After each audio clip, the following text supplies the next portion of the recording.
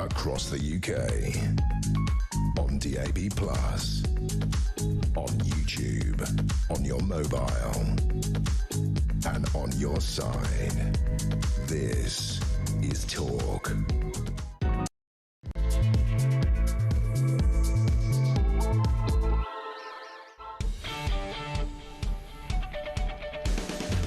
A very good morning to you. Just gone 6 o'clock. What is it? Monday, the 26th of January. You lucky people, and welcome to Talk. It is, of course, the home of the Alarm Clock Brits. It's where you come to have your say on the news of the day. We have the amazing, talented boss, Poppy Coburn, on papers in a little over about a minute. She's here. And as ever, we want you to get involved. We want your input. We want your stories and your opinions. 0344 499 1000 is the telephone number. Now, we've got this competition going on with the voice notes. Of course, Christian is here in his suit. He looks very important today. I think he's off to court. He'll take your voice notes straight away, 0344 499 1000, and your text notes throughout the day, 87222. Start your message with the word Talk. Where do we start? Yes, there's a spring in my step because Labour MPs are, let's be honest, in open revolt this morning against Keir Starmer. You'll have seen and heard over the weekend Andy Burnham, the Mayor of Greater Manchester, decided on the deadline on Friday of 5 o'clock that he wanted to stand as an MP in that Gorton and Denton seat in Manchester, replacing Andy Gwynn. We discover Saturday morning the NEC, the sort of committee that runs, the National Executive Committee that runs Labour, of which Starmer's a member, voted 8-1 to not allow him. Their reason, which is interesting, is it's not fair to say to the people of Manchester, you need to find another mayor. That's very inconvenient. Oh, I see. Democracy is inconvenient, is it? And it's going to cost a lot of money. Now, there's so many theories about this, but one thing is absolutely true. If you look at every paper today, lame duck Starmer has only hastened his demise. Crash and Burnham, says the front of the Sun. Loads to talk about with Poppy on that. Your thoughts? I mean, they had Steve Reid, didn't they, the Communities Secretary, coming out and saying, this is perfectly acceptable. It's not a stitch-up. But I have a theory I'll share with you in just a tick. You know, we live in a country that seems to have lost any credence of knowing the difference between right and wrong. Shabana Mahmood, who's definitely playing a political game, she's going to announce this morning, the Home Secretary, the most sweeping overhaul of policing in nearly 200 years. And I mean, it's shocking. She's decided she's going to cancel non-crime hate incidents, and put more policemen and women on the streets. That's taken 200 years for some idiot to work that out, has it? I'm going to ask you today about your experiences with the police, because so many share them and they're not great. Plus, Crowborough, you'll know all about this, the military camp where 500 plus illegal migrants are going to be moved over the next few weeks. 27 moved into the site on Friday, and our own Samara Gill has been down there. Unbelievable package coming up, meeting residents and getting a real feel for what's going on. So those are the three main news stories. There's other as well, plus the breaking news, ladies and gentlemen. Don't play the breaking news thing. Britain is turning its back on cereals and turning to trendy snack bars and protein drinks. We are going to be asking in a light-hearted way, what is your breakfast choice? Christian's is a cup of coffee and 4 custard creams, and Damien, G-Spot, because we can never find him. I'm not even telling you what he said. 6:05, Poppy Coburn, good morning. Good morning. I need to just say, you are going hiking in South Wales after this show. Yes, I am. With your dad. This makes me sound like really active, you know, like up really early in the morning, driving over to Wales, then going to go hiking. I will be in the pub today. There'll be no walking today. I liked what you said to Christian just then, that the calorific changes that you make from walking are completely blown out the water because you drink beer all night. Every day's a roast dinner. Every night it's a nice bottle of wine and some beers. How far do you walk?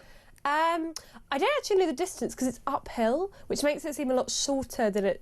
I think one time I looked at my phone and it said I climbed 400 flights of stairs. That's very good. Which is not very fun. There's only one way to start in your role as a major person on the Telegraph, the Daily Telegraph, screaming. There's the picture of Andy Burnham.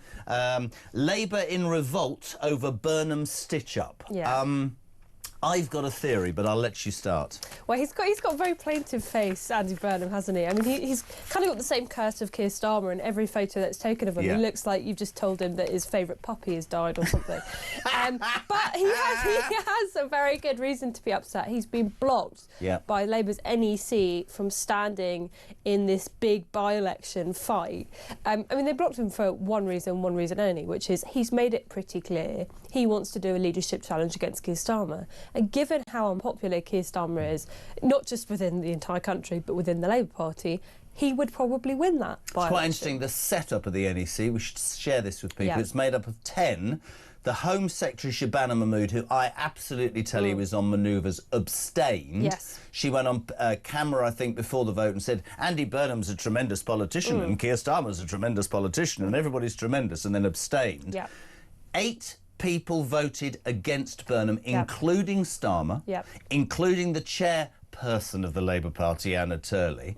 The only one that voted for him was the deputy leader, Lucy Powell, who's his sort of mate. We know that. Yeah. And so Burnham at face value would go, you've done this to stop me coming into Parliament and taking you on. No, it's completely true. I mean, that is genuinely what they have done. I mean, Lucy Powell, they didn't want her in the first place. No. She was not Keir Starmer's choice of deputy leader of the Labour Party.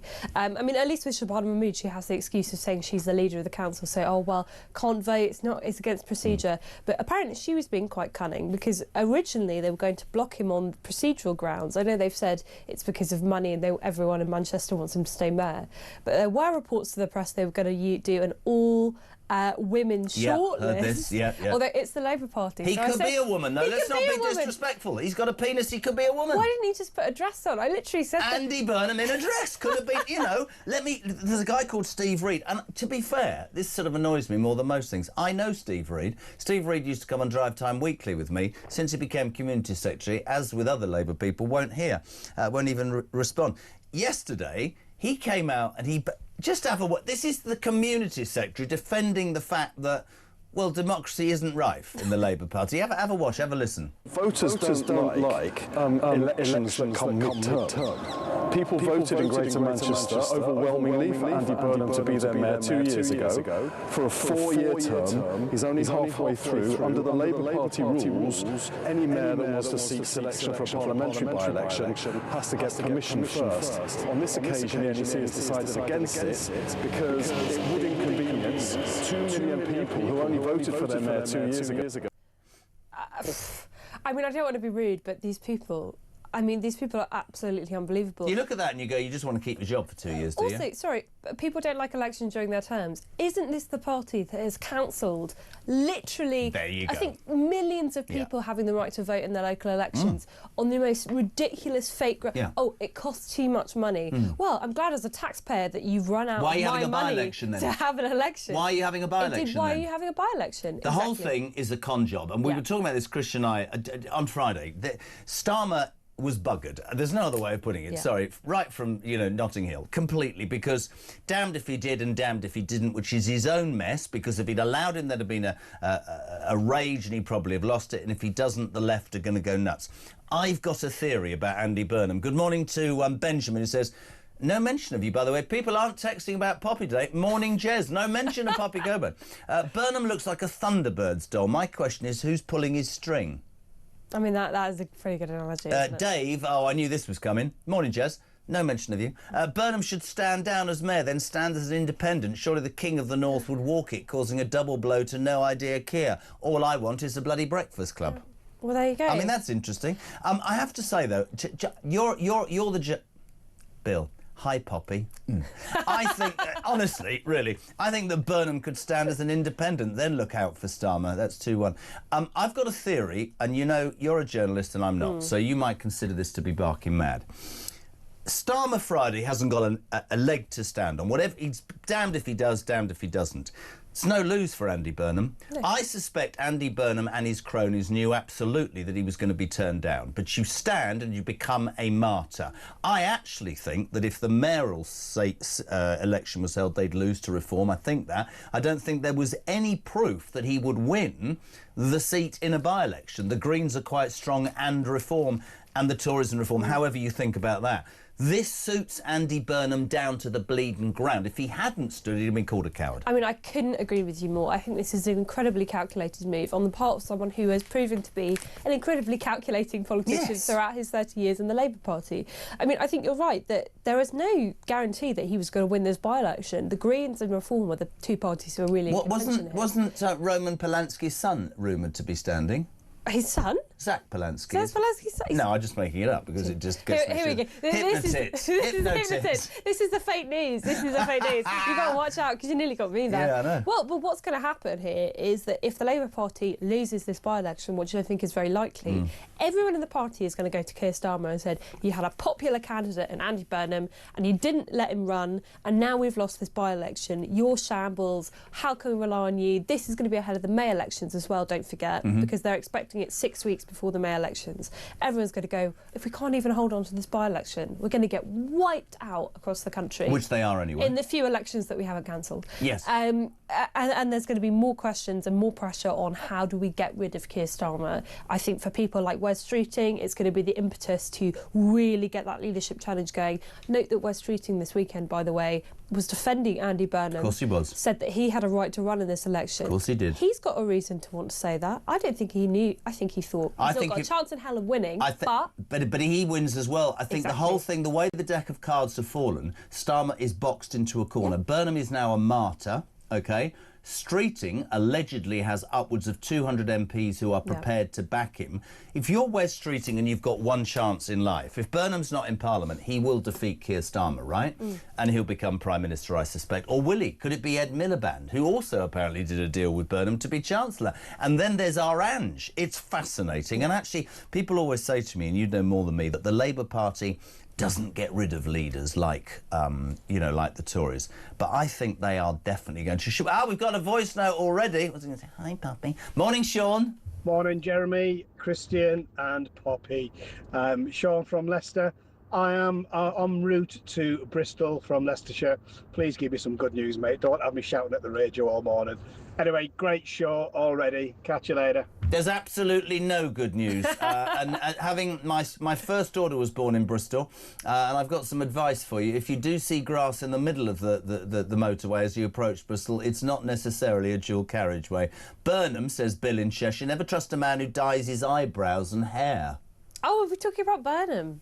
He does look like suspiciously kind of silver hair. He's eaten a couple of puddings, hasn't he? To be fair, he's eaten a couple of puddings. He's turning into Keir Starmer. He literally does look like Keir Starmer, which is a big insult. I'm obviously highly cynical because there he is walking on the front of the Times with his old mum. His nan. Is it his nan or his mum? Oh, it's his mum. She's got slippers on. Yeah. Times are hard.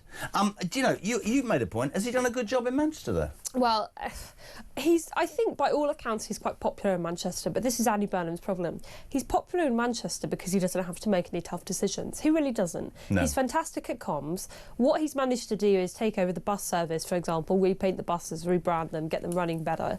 And that is his main political victory in Manchester, because that was the only power he actually has under devolved government.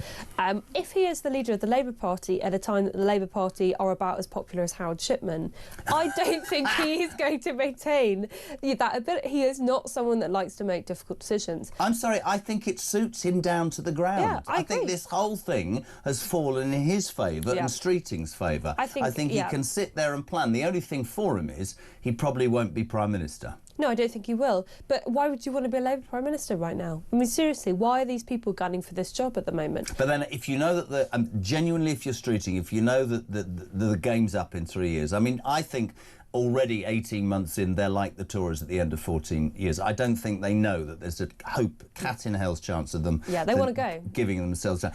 In all of the midst of all of this, though, ladies and gentlemen, let's just make your morning complete. Is this true? Have we got a latest Keir Starmer TikTok video? I don't know what this is. God. I mean, does this respond to the Andy Burnham threat? Does this make the people of Great Britain feel good about themselves? I haven't seen it. Here we go. This is Starmer's latest TikTok video. Play.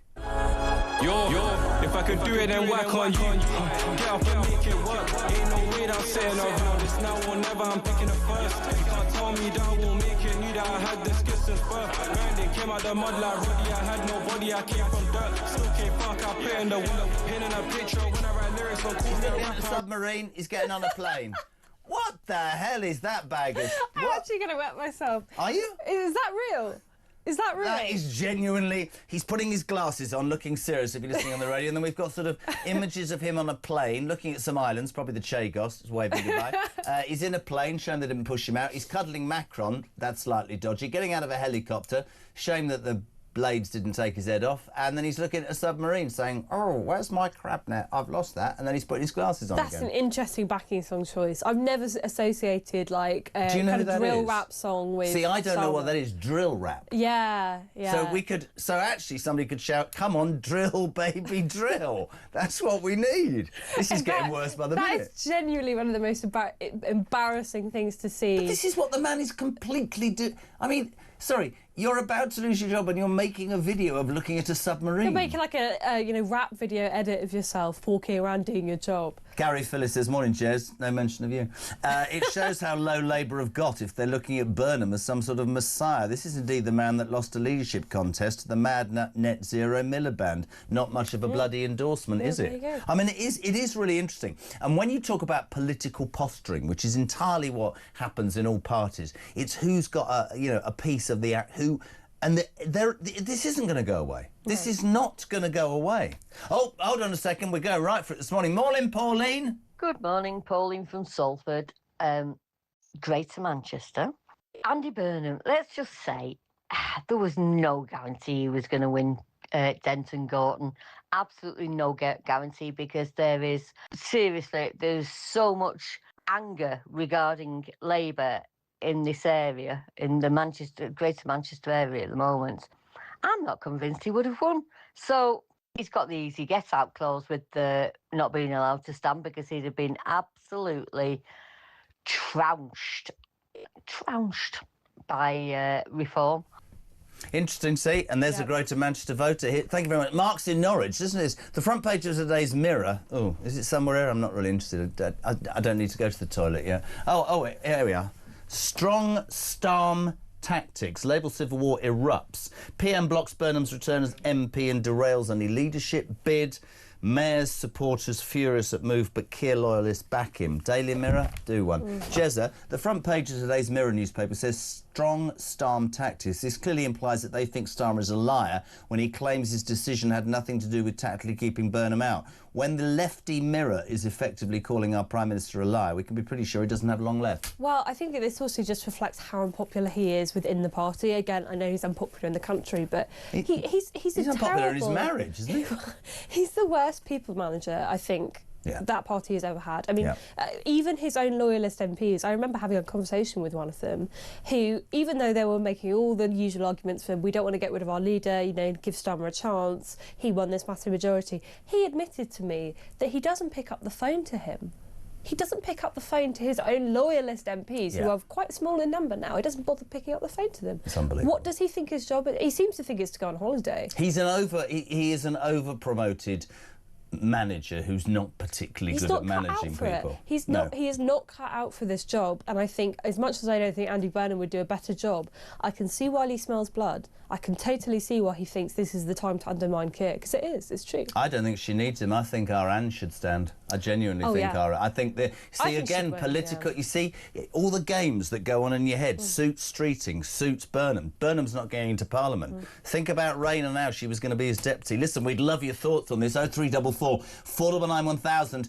Voice notes, get them in nice and early. Text 87222. Ben, Poppy, forgive me.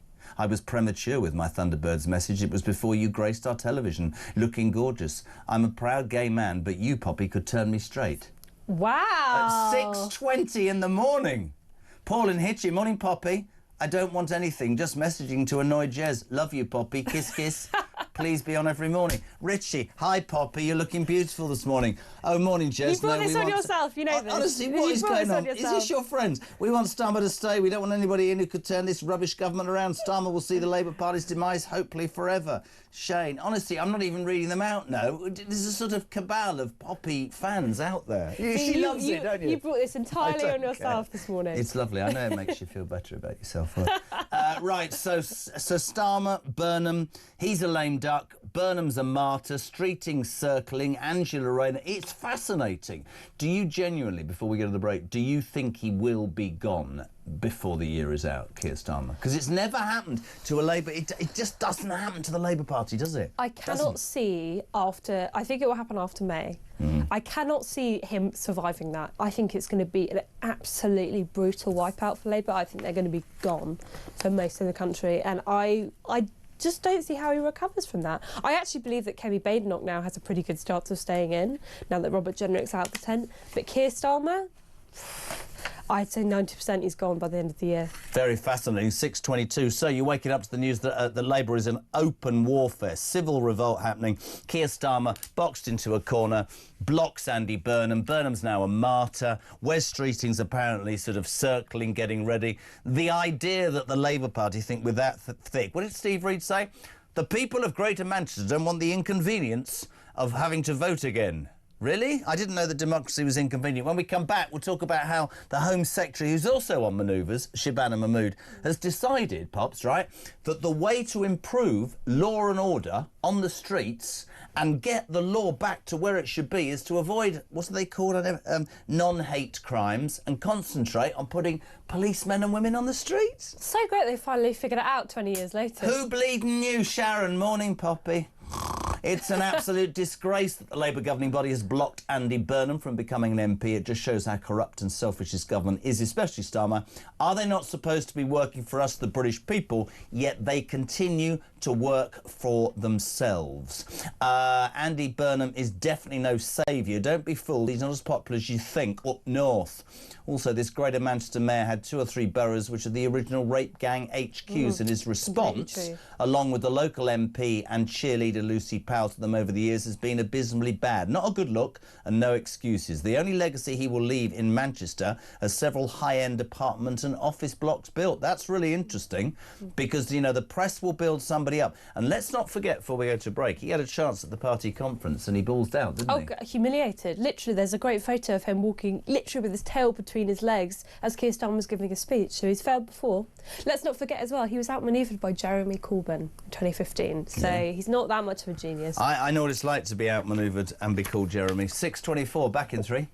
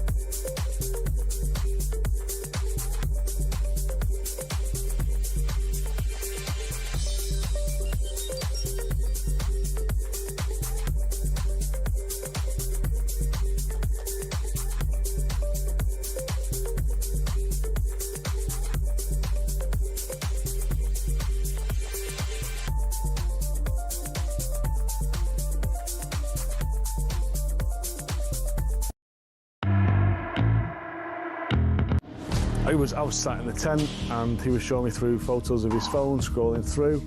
This was barbaric, horrific stuff. Blokes going through walls in vehicles and then jumping out and shooting everyone. You know, his WhatsApp picture was him with a mask on, with a gun like that. You're in a tent with this guy? I'm in a tent with this guy, and actually he's just showing me this stuff. I'm just thinking, this is not the kind of bloke you want to be coming to the UK.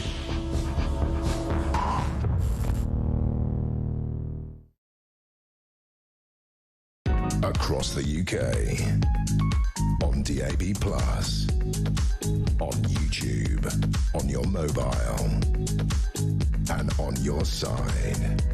This is Talk.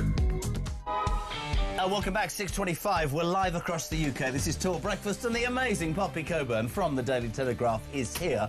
Before we get to police and Shabana Mahmood, just a bit of fun. Britain is turning its back, Poppy Coburn, on cereals and apparently turning to trendy snack bars and protein drinks. I want to throw this out today. What's the weirdest thing you've had for breakfast? 87222. We haven't got a prize. Tony, good morning. Good morning, Jeremy. It's Tony from Worcester. 2 things for you, sir. You're asking about breakfasts. I've been going to the gym for a few years, and I also get up and I'm in work for 4:30 every morning. So what I do, I throw a bunch of things into a blender the night before. It's usually a couple of raw eggs, a bunch of porridge oats, some soya milk, a bit of creatine, a few bananas. It's a load of carbs and protein to get me through the morning, sir. And the second thing, you're always banging on about poor old Keir Starmer. He's not very well liked by anybody in the country, is he, really, apart from the loony left-wing extremists. Brilliant. He's the bloke that's all ripped, isn't he? I was going to say, you'd have to be, because that does sound like something that I would feed my dog when I want to make him... I believe that it probably does give you massive muscles. Right. She's now responsible for feeding a dog to make it look like Arnold Schwarzenegger. Can I just point out, I'm with Christian. He has 4 custard creams in a coffee. What do you have? I imagine brilliant. You're quite posh, though, for breakfast, aren't you? I'm usually one of those really girly coffees that are more milk than coffee. That's what I have. Yeah, and if I'm hungover, I'll get a croissant from Pret. And if I'm really hungover, I'll get a sausage like McMuffin from McDonald's. Yes, now Mark, you see, Big Mark, who's been going on about... When I say big, I'm not talking about what you might... yeah, never mind. Anyway, he goes on every day about breakfast clubs. He said to me, oh, Greek yoghurt with honey and granola. No, absolutely not. Try being gluten-free. You have to have a gluten-free biscuit. But cereal is quite... Porridge is the answer, isn't it? Porridge is lovely. I actually love porridge, but I need to have sugar in it. And then I'm just like, well, this isn't really healthy. I've just put half a cup of sugar in there to make it taste nicer. Neil says, it's great to see that Poppy is on the show this morning. I hope she has a great week walking, getting fit in preparation for her free trip to my ski chalet in the Swiss Alps. I haven't forgotten about the ski chalet. Yeah, that's you're off. Nice. Morning, Jez. Shane here in Bournemouth. 40 years old, I still eat cereal. You can't beat a bowl of shredded wheat. These fools kidding themselves drinking protein shakes and snack bars think they're conquering the world on that rubbish. A protein shake will only work if you're going to eat a meal at the same time. I pity the stupid fools. I'm sort of with you. You know these people that go, I've eaten a shake, I'm going to be muscle man. Morning, oh no, that's later. Morning, Jez. I live in the catchment area of Manchester and I hope Andy Burnham stands in the by-election. This is the only way we get rid of this complete as Mayor of Manchester, says Lee. So that's not going very well. So that's breakfast. Let's talk police. I mean, page 8 of your newspaper today. I mean, extraordinary. Shabana Mahmood to scrap non-crime hate incidents. OK, this is our Home Secretary. She calls it the most sweeping overhaul of policing in the service's 200-year history. And I'm not having a go at her. Her plan for this overhaul is to scrap non-crime hate incidents. You know, I don't like you. Oh, God, you've upset me, go to jail for a year. I've murdered somebody. You're all right, you can get off. And also, more Bobbies back on the beat. Now, I don't want to be cynical. She's the Home Secretary, you know. Really? Is that it? Is that... I mean, I put this at the Tories, by the way. I don't blame Labour. This started with Theresa May taking policemen and women off the bleeding streets. Utterly disgraceful. Like Blexley always tells us, you know, you arrest people by having intelligence. You get intelligence by having people on the street with their ear to the ground, not sat in front of a computer going, we're not turning up. Yeah, completely. And we want to know your experiences with the police this morning, because it's not great, is it? 87222. No, it's an absolute joke. I mean, what she's just described here is the normal understand. I wouldn't call it an overhaul. This is just returning to what, in the 20th century, everyone understood to be the basics of policing, which is you have police officers patrolling the streets in which they're supposed to protect, and you don't harass people for not doing crimes. I mean, this is the most Orwellian thing ever, right? A non-crime hate incident, and we shouldn't underlie the fact that this was Theresa May that introduced this and her horrific College of Policing woke reforms. The Tories allow this to be on the books. That's the thing that should be banned, exactly. The police college. Let's remind everyone what these non-crime hate incidents were. I mean, that was what had, obviously, the columnist Alison Pearson have a knock at her door by the police because she had sent some tweets. They didn't tell her which ones they were. They just said that she was being recorded against this. You know, it is on your file if you have a non-crime hate incident, but you may not know that it's there. Because all it takes is one person to complain and say, he said a naughty word to me on Facebook, or, you know, we've had a row about, like, you know, transgender rights or something political or whatever, and you can have that on your name forever. It is the most disgusting thing that this country has done, and there's a lot of things that I think you could say the country have done under the Tories that I think is pretty revolting. So I'm glad that she's getting rid of them. My main problem, though, is that every single Home Secretary has said, going back to Theresa May, that they would do this. And they never do. And they don't do it. So it doesn't make it... To me, it's just common sense. It's like with the army. That was just an easy thing. Defence cuts. I mean, look at this in the Mail. I mean, sorry, I obviously come from a different planet. Shabana Mahmood, who wants to lead the country? I mean, one would assume, would you not, Pops, that most people in politics are in fact stupid when you read headlines like this. This is her mantra. Police must get to crime scenes in 15 minutes or face discipline from me. I mean, they should get there in 15 minutes. I mean, that in itself in the past would be laughable. They don't even turn up nowadays. Yeah, exactly. I would make that a priority of any government, is to protect the very people, right, that you're supposed to serve. I don't understand it. Well, I mean, you have to ask the question, for what crime? Because if you get burgled nowadays, they won't bother turning up at your house. If you have, I mean, like, getting burgled is one of the most horrific things that can happen to you, because it means your own house isn't safe anymore. You don't feel safe sleeping in your own bed, and the police don't treat it seriously. There's actually one area of the country, I think it was Surrey, that had 99% of all burglaries were unsolved. 99%. Well, I asked for police experiences. Morning, Jess, says Ian. My police experience was when my new car was recently stolen in the middle of the night off my driveway by two dudes in hoodies, right? Police response consisted of an email 2 days later saying the case was closed and a victim support leaflet. Victim support? Victim support leaflet. You just had your car nicked. What, is it, a bike? I mean, it's just unbelievable. We'd love to hear your experiences of the police, and the problem is, right, genuinely being honest with you on this show, as I always try and be, I don't want to slag the police. I think the men and women on the front line do an amazing job. But the people that run the police forces now, are completely lost in a woke, mad world. It's the leadership. The leadership are a joke. Yeah. And I don't want to say bad things. I've got a family in the police, but they will say openly that there are serious problems with the police leadership and their priorities. They don't actually want to tackle real crimes. No. They want a virtue signal, because that's what they've been told to do by the government for so long. Virtue signal, just cure crime, for Christ's sake.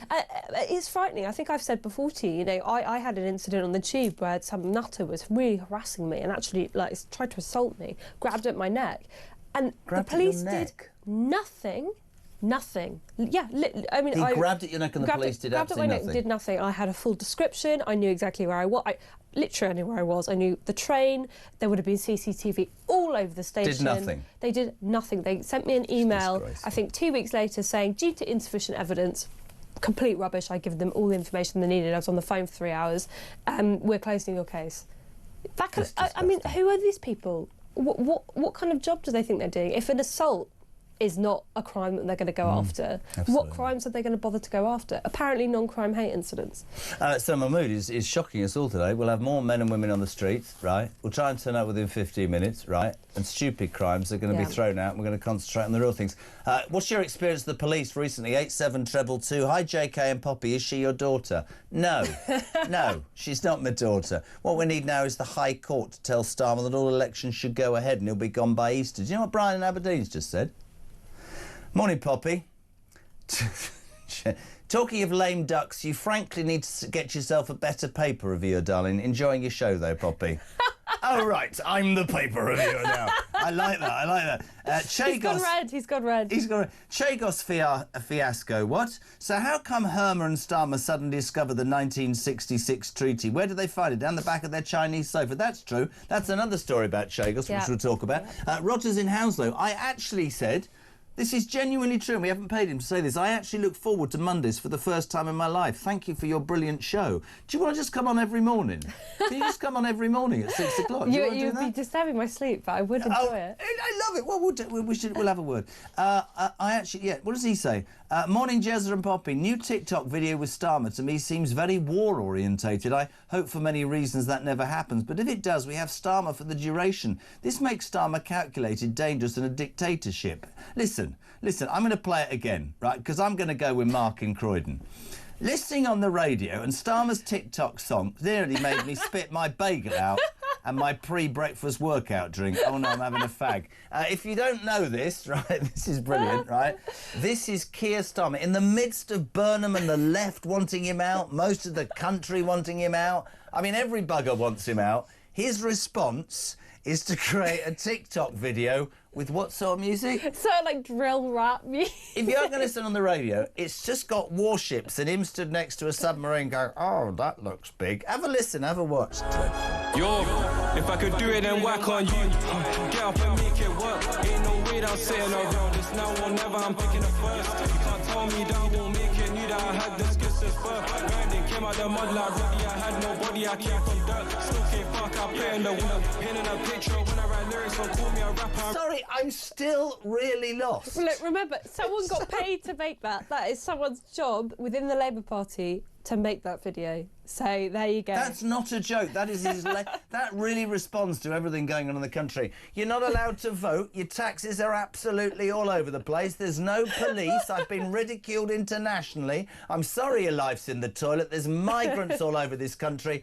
But I'm going to make a drill rap TikTok video. I want to pretend I'm P. Diddy. Right, we're talking Crowbar. We're coming back in straight. Dave, good morning. Morning, Poppy, and good morning to your assistants. It's Dave from Manchester. Andy Burnham has not improved the bus service. I repeat, Andy Burnham has not improved the bus service. They are an absolute shambles, and they are working a third of how efficiently they used to work at best. He has brought in a socialist policy for a capitalist transport system, and he is driving the bus service into the ground with this nonsense. Anyway, enjoying the show. Dave from Manchester.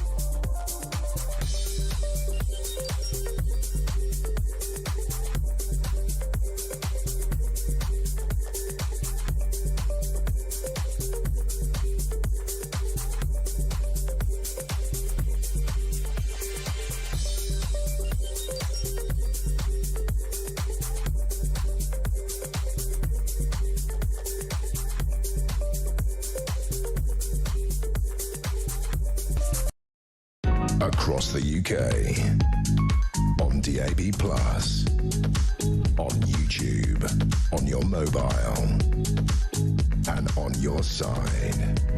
This is Talk.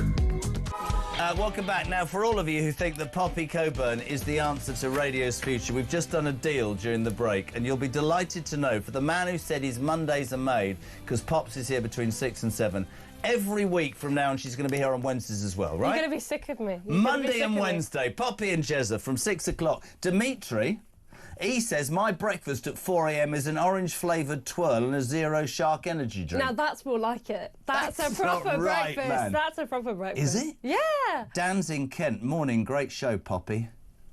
Starmer promised to stop the boats, and all he's done is stop the votes. Hey! I'm loving it. Jezza, breakfast the night before Chinese and my mum's homemade trifle. For breakfast. For breakfast. How bad? That's what my granddad used to do. He used to eat cold Chinese leftovers. Yes, it's true. Billy says, morning, Jez, morning, Pops. You know what? I don't care who the next Labour leader is. All they need to do is pack the boxes and get the hell out of Downing Street. Time for Farage to be on the march and sort the UK out. Kevin in Stafford says, Poppy, see no mention of me anymore. Yesterday morning I had a ham sandwich with a few pickled onions on the side for breakfast. There you go, traditional. Got protein. A pickled onion. Banana butty, says Les in Cheshire. A banana butty. Okay, that's taking the mickey, right? That can't be real. You can't have a banana sandwich. Have you ever had a banana sandwich? No, that's not real, is it? I've no idea. I'm looking through the glass at a man who has no. Christian's saying no. No, that can't be real. Banana and peanut butter, says Big M. That's true. That is actually quite tasty. Well, that's nice. It's just you would put it on bread. Sorry, this is a little secret. You know, like on terrestrial television breakfast shows, right? The first time I did Good Morning Britain didn't go down too well because I ordered a bacon sandwich and I wanted a cigarette before we started in the coffee. And do you know what they all sit there and eat? This is absolutely true. They're all as thin as shit, whatever. And they have slices of apple and peanut butter, and during a break they sort of suck the peanut butter off the end of the apple and nibble a little bit, and they go, oh, have I put on a pound? And I'm like, give me a sausage sandwich, for Christ's sake. We've got time for me to go out for a Marlborough Gold while this bloody advert's on. Hello to Mick, who says, Mayor Andy Burnham's legacy, crime-sodden Piccadilly Cracky Gardens. It looks like supercalifragilisticexpialidocious. Poppy's going to be here Mondays and Wednesdays. Let's get serious about something that has caused complete and utter fury. Crowborough. East Sussex, just a nice little town. This cadet camp has been there, I think, for not hundreds of years, but maybe 100 years. A couple of months back, the government announced that the troops were leaving, and this was going to be used as a detention centre for illegal migrants, they don't know who they are, to be brought in and to live in not the best conditions. And, of course, the local community were up in arms.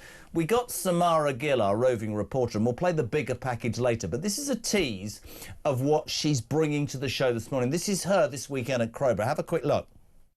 Hello from Crowborough, where the local residents are enraged with what has happened to their community nearly overnight when just 27 single male asylum seeker illegal migrants were bussed into their military training camp. Behind me are local residents, people from all over the country. Shabana Mahmood has said that this is an effective way of getting rid of those expensive, flashy asylum hotels. But unfortunately, these people are still placed within the community. It's extraordinary. It's a great report, by the way. She's done a big report. You can see there's thousands of people on the streets with Union Jack saying these 27 that were bussed in overnight on Friday. And I had an argument with somebody at my house at the weekend who said it was unfair.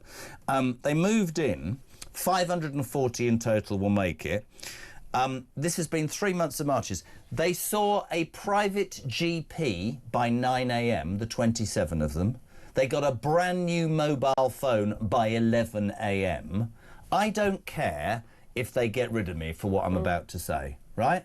That is taking the absolute whatsits out of every single alarm clock Britain, and I'll keep using it, who right now is on the way at work or sat in a queue. Why in the name of God are we going to work and paying taxes if you can come to this country illegally, Poppy, and be better treated? I'll try not to lose my temper because I think this is one of the most disgusting stories.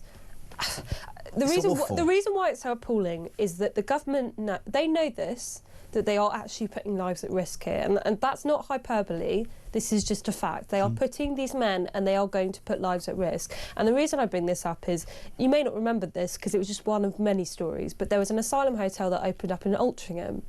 And that was protested against a couple of years ago. Do you remember that? It was a new Labour constituency. The new Labour MP got completely bowled over. They put this asylum hotel. It was between two girls' schools and a grammar school in the middle of town. I remember distinctly. And I remember when that opened up, I said, there's going to be something. Do you know who the MP was? I can't remember who it was. The guy that ran the 1922 backbench thing, Graham, who retired after the last election, the one who sacked Sir Graham Brady was the Altrincham MP, genuinely. Replaced with a new Labour MP. Anyway, so this opened up, and I remember thinking at the time, this is going to be a disaster because of where it's placed and because of who these men are. We know who they are. Well, we don't know who they are, but we know what their characters are like. And there was a news story that was almost buried last week, that there's been a sexual assault in Altrincham from someone in the asylum hotel. Now, the people of Crowborough have been incredibly brave and tenacious. They have not stopped protesting for months and months and months to try and stop this. 12 consecutive weeks, apparently. And I think they are right to continue protesting because it is going to put their at risk. I think not scaremongering. No, it's not scaremongering, and I think it is also absolutely to call it out for what it is. If you are calling residents of Crowborough or the women and men of Epping who did the same, if you're calling them far-right racists, you're in real trouble. Whether you're Keir Starmer or not, because then you are saying, this is the argument, and I'm not sticking up for reform because Conservatives have been as vocal on this. If you are saying to parents, you cannot be concerned about the safety of your own teenage daughter because there's a migrant hotel next to a school, and there's plenty of examples of people who have been arrested and charged with sexual assault, men who are unverified and unvetted. And this is not a challenge. But to all those people who still look down the camera lens and go, it's these people's rights, they're coming from And I simply say this, and I don't want to get into trouble, right? You haven't got a teenage daughter who's been sexually assaulted. You sit in your little ivory tower, probably in Islington. Respect what these people in the local communities want and expect. Well, can we also bring up Shabana Mahmood's ridiculous comment that she made, which is, we are closing the hotels to give... That was nearly a Starmer voice. No, we are closing the hotels to give them back to the local communities. People don't want the hotels back for the local communities. They want the hotels to not have asylum seekers in them. It doesn't matter where you put them. You can put them in, like, cardboard boxes. People still won't want them there. I think it's a bit like the whole housing argument, and I thought about this at the weekend. There's this obsession with, we need to build more houses, but we can't because of the green belt. Are you telling me there are not, just off the top of my head, an old disused army base not in a town on Salisbury Plain? I don't know. There's got to be areas where detention centres could be built that aren't four-star hotels, that do not risk, you know, people. I mean, I was listening to Samara over the weekend. She did a piece and she interviewed, I never listened, but I did, and this guy and his wife had worked all their lives and they brought down in Crowborough. And it just so happens that his lovely garden, that they keep animals, I think, the bottom of it is now attached to this camp. And he said, I'm not trying to make it about me, but I'll never be able to sell this bloody house ever again in my life. And I've worked all my life. I was reading a report a couple of days ago about people who are now trapped in Crowborough. They cannot sell their houses. Terrible. Houses that were on the market before and had viewings. Then this asylum hotel was... You are literally trapping people in a dangerous area now, because that's what Crowborough is going to end up being. This lovely, leafy, rural constituency is going to become dangerous because these men are going to be there. It's genuinely criminal that a government could do this to its own people. I completely agree. Samara's report, fantastic. We'll do that later. But what do you make of this whole thing? I get so wound up. Somebody in my house at the weekend, it was my daughter's birthday, and don't you think these... No, I don't think these people should have their backsides wiped. I think these people should be deported. I think we should be looking after our own. I'm sorry if people find that outrageous, but I don't think it is. Well, also, people need a reality check. Britain has been sliding, it's been declining for a very long time because of our terrible leadership. We can barely look after our own people. Frankly, we are not looking after our own people. And until we figure that out, I don't want any lawyers involved in government who are more concerned with the plight of the people on the other side of the world than they are with the people down the end of their own streets. Couldn't agree more. So much to talk about. The civil war in the Labour Party and Andy Burnham, the Home Secretary, saying the police are now going to arrest people. That's a shock. And what's going on in Crowborough? Hi, Poppy. And Jeremy. I was thinking over the weekend, especially with all the hype around Burnham, it reminded me of the Brexit referendum with its 17.4 million votes, and I can honestly see the next election surpassing that. I cannot wait. Margaret's in Yorkshire. She says, Jez, the problem is if you start to discipline the police, they'll probably all go off on sick leave through stress, which is actually very true. Sharon Miller says, I think Mahmood should be Labour's Prime Minister. She's the only one in that party that's got her head on her shoulders. Listen, she might be very good. I just personally think she's playing a clever game. I don't trust a Labour politician, but that's my... Amalia says, my heart is breaking for my beloved country. I don't understand what's happening to policing or the once world-renowned justice system. My son-in-law had a bottle smashed over his head a couple of months ago in Manchester city centre about 1:30 p.m. lunchtime. Simply, I hate this, it's going to drive me mad, for being visibly Jewish. He suffered injuries to his eye, which he still has. My son-in-law got a message from the police on Friday saying the case is closed. I'm literally, Jez, in shock. Disgusting. It's just... Matt, good morning. Good morning, Poppy. Matt from Cheshire in Warrington. Hiya, Jez. Forgot about you. So, yeah, Burnham, I reckon, before Valentine's Day, there'll be a vote of no confidence in Starmer. The knives are out. The rat's in the sack, buying for blood. Starmer is a dead man walking. It's a soap opera that just keeps on giving. It's better than Coronation Street, EastEnders and Emmerdale all rolled into one. Great show. Have a good holiday, Poppy.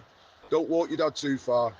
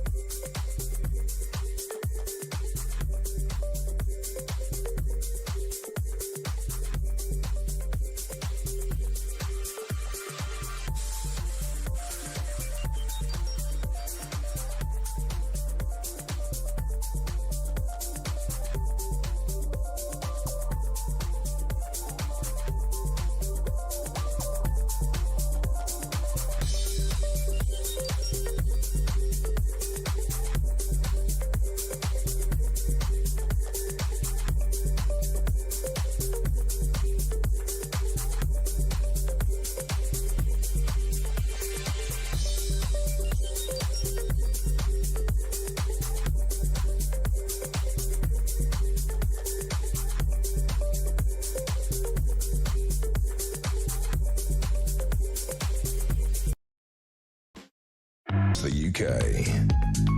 On DAB+, on YouTube, on your mobile, and on your side. This is Talk. Welcome back, 6 minutes to 7. Matt Vickers, Deputy Chairman of the Conservative Party, on after 7 o'clock. Also, Richard Tyson, Reform. Reform have got a presser, a big press conference at 11 a.m. Lots of people are around going, ooh, what's that going to be? Well, we'll bring it to you on Talk. Poppy Coburn is here. If you haven't heard the news, if you're just waking up, she will now be here on a Monday and a Wednesday by popular demand. She's going to take this show over. Morning, Poppy. Morning, Jez, says John. This is terrible. My pregnant daughter was followed, then chased by a degenerate man in a Nottingham City car park at 8 p.m. just before Christmas. He came within a metre, one hand down his trousers, the other trying to grab her. Luckily, she was wearing trainers, otherwise he would have caught her. She only escaped when her family let her get into their car and phoned the police, giving the precise location of the man in the car park. They called the police and waited, and when no one turned up, they phoned again and were told that the police had driven past the multi-storied car park, seen no commotion, and had driven on. Her local police came the next day to take a statement and said that's typical of Nottingham City Centre Police. What a shameful indictment on these cowards, and chilling, as this character was still at large in the vicinity, free to attack other women. I bet the same cops are willing to arrest people for mean tweets and thought crimes, and it breaks my heart as a father. That's absolutely...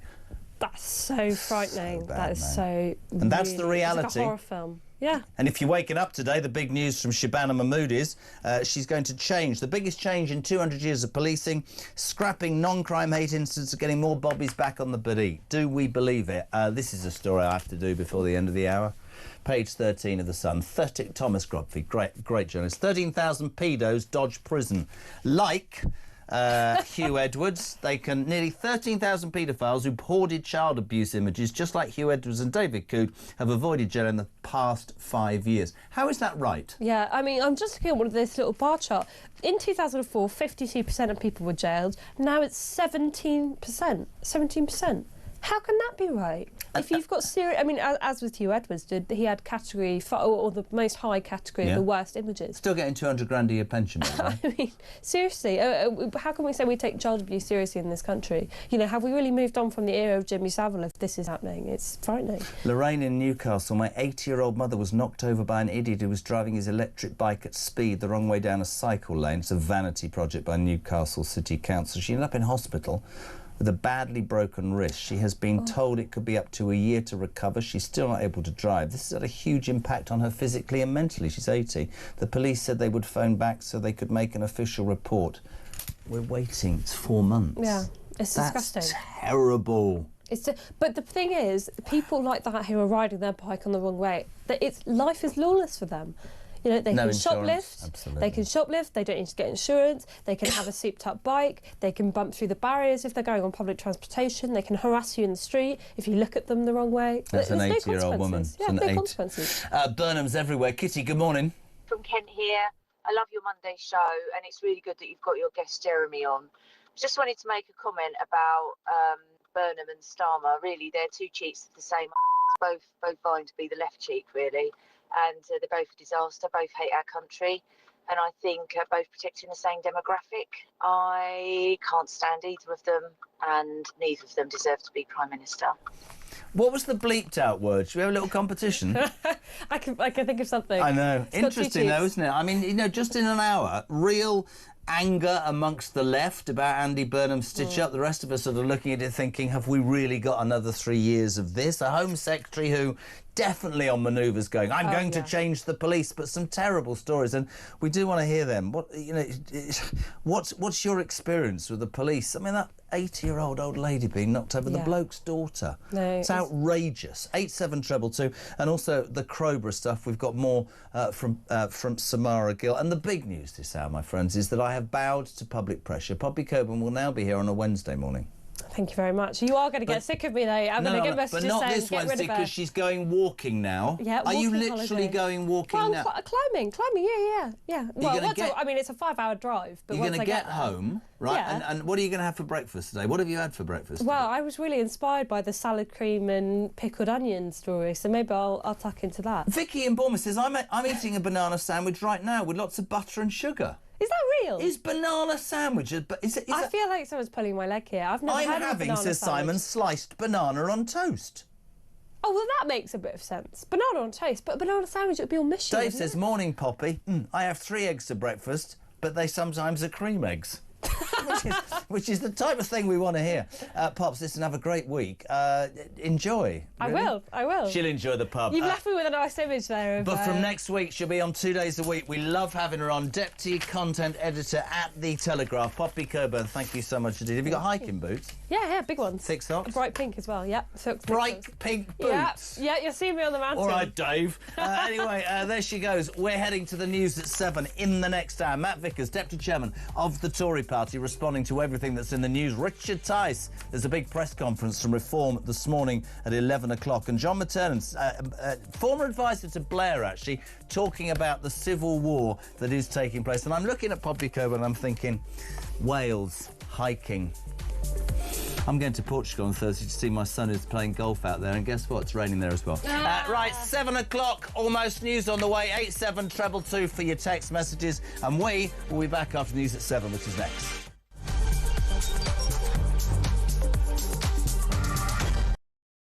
We reject!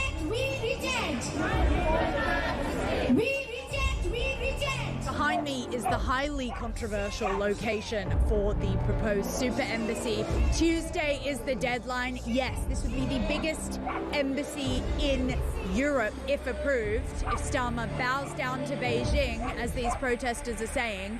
Behind me you can see nobody wants this. No depression at borders! We know that we have to stand up to the abuses of China. And what worries me is that we have a government right now that seems to be scared of China. What are you doing here at the protest? That's an interesting sign you've got there. Clearly you're not a fan of our Prime Minister Keir Starmer. Why is that?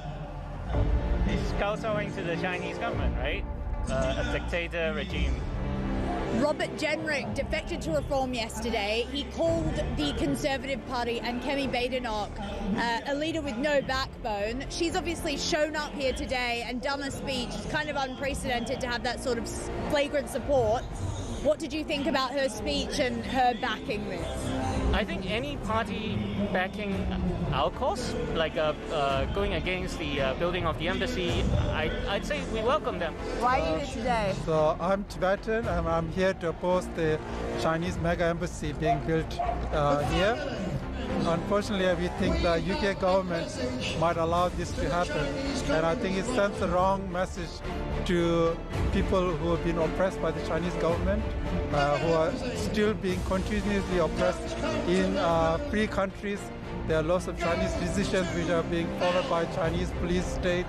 Now, we know that there are plainclothes Chinese policemen potentially in the crowd, so a lot of them want to stay anonymous, which is very understandable.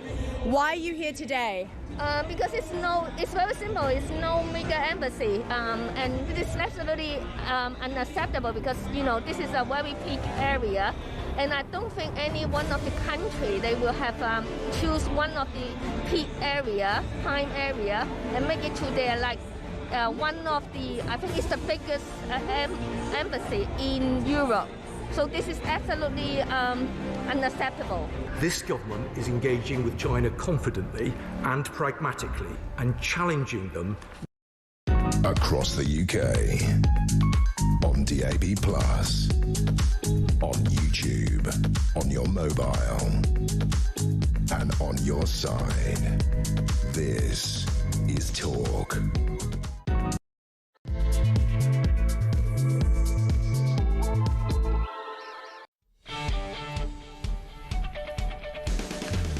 Welcome back. Just gone 7 o'clock. We're live across the United Kingdom. This is Talk Breakfast. It's the home of the alarm clock Brit. It's common sense all the way. So much in the news. Thank you to Poppy Coburn from the Telegraph. She will be here every Monday and Wednesday reviewing. But you're waking up to some extraordinary news. I mean, it's everywhere. Obviously, the fallout from Andy Burnham. You'd have heard the story. The Greater Manchester Mayor, the self-styled King of the North. has been stitched up. The National Executive Committee of Labour yesterday voting to say you can't stand as an MP because, and I quote, well, actually, let's just play this, because the Labour Party's reason for saying Andy Burnham can't stand, we all know he would have challenged Starmer, was laid out by Steve Reed, the Community Secretary. This is what he wants us to be. I'm just going to tell you this, right? Is democracy an inconvenience? Have a watch. Voters don't like elections that come mid-term. People voted in Greater Manchester overwhelmingly for Andy Burnham to be their mayor 2 years ago. For a 4-year term, he's only halfway through. Under the Labour Party rules, any mayor that wants to seek selection for a parliamentary by-election has to get permission first. On this occasion, the NEC has decided against it because it would inconvenience 2 million people who only voted for their mayor 2 years ago. I'm sorry, I thought that was up to the people to decide, but you talk about inconvenience of voting, Steve Reed. That's why you cancel elections and don't give people the right to vote, do you? Extraordinary. You're waking up to that. There's all sorts of connotations, right? Starmer's cornered.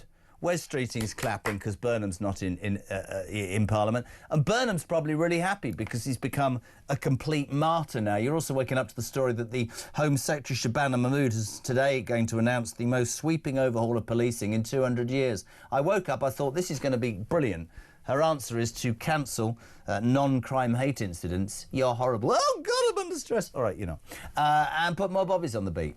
It's taken 200 years to come up with that idea. Plus, our reporter Samara Gill down at Crowborough, where those protests over the weekend gathered still further force. 27 migrants moved into the site on Friday. New phones, a GP, privately, of course. Another 500 plus to come. People are outraged. So much to talk about. Let's kick this hour off with Liam on policing. Morning, Lee. Liam from Macquinton here. My experience with the police has been absolutely awful. A few years ago, I was sexually assaulted by a man in Manchester, and they caught the man, don't get me wrong, but they said to me, don't bother going to the court because he'll get away with it again. And I was like, what do you mean again? And they said, he's known to us because he's done it before. Have a good day.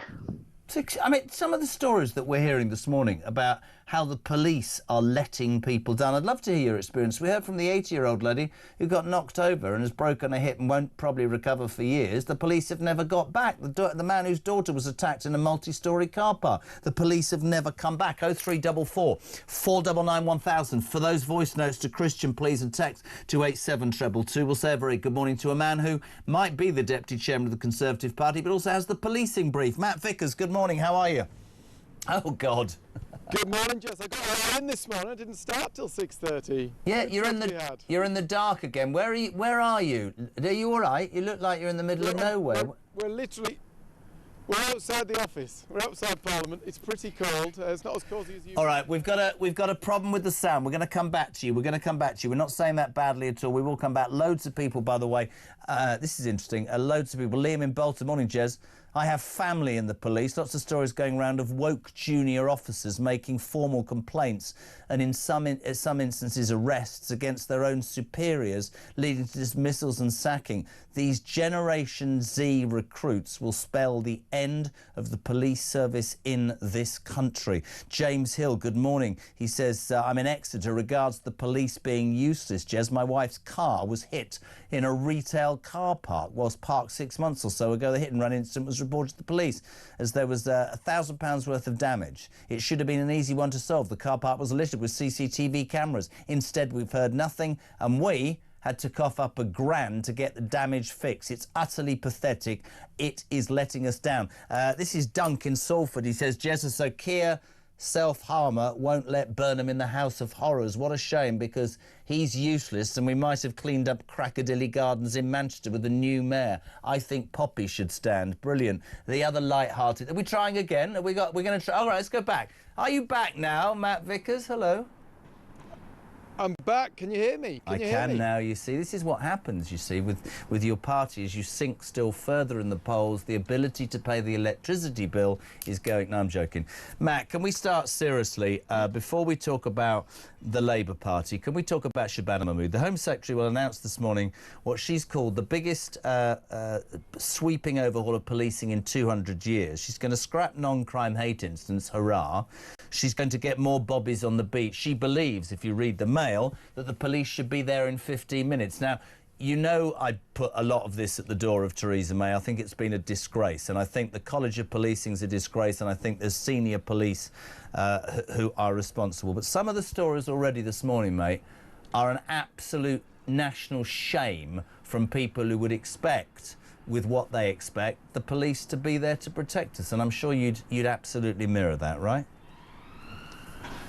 Yeah, I mean, appalling stories there. Absolutely, entirely unacceptable that people do not get the response they need from the police. There are police officers out there putting their life on the line for us. Sometimes the way they're managed, sometimes the way it comes across means we do not get the results we expect, or indeed the results we pay for in our taxes. But this is another top-down reorganisation. Is there opportunities to improve the way that we police? There definitely is. Is a top-down reorganisation going to have consequences on frontline police? Potentially, and actually removing, well, axing 42 police forces and turning it into 12 takes accountability that bit further away. Is that a bit further away to hold them to account? So there's questions about that. There's questions about what, this is a 10-year project they're proposing. They're not going to be in office in 10 years. These things, 10 years to deliver, what does that sort of uncertainty mean for policing? But the reality is this is just a big distraction from Labour's appalling record on policing and crime. They've been in office 18 months.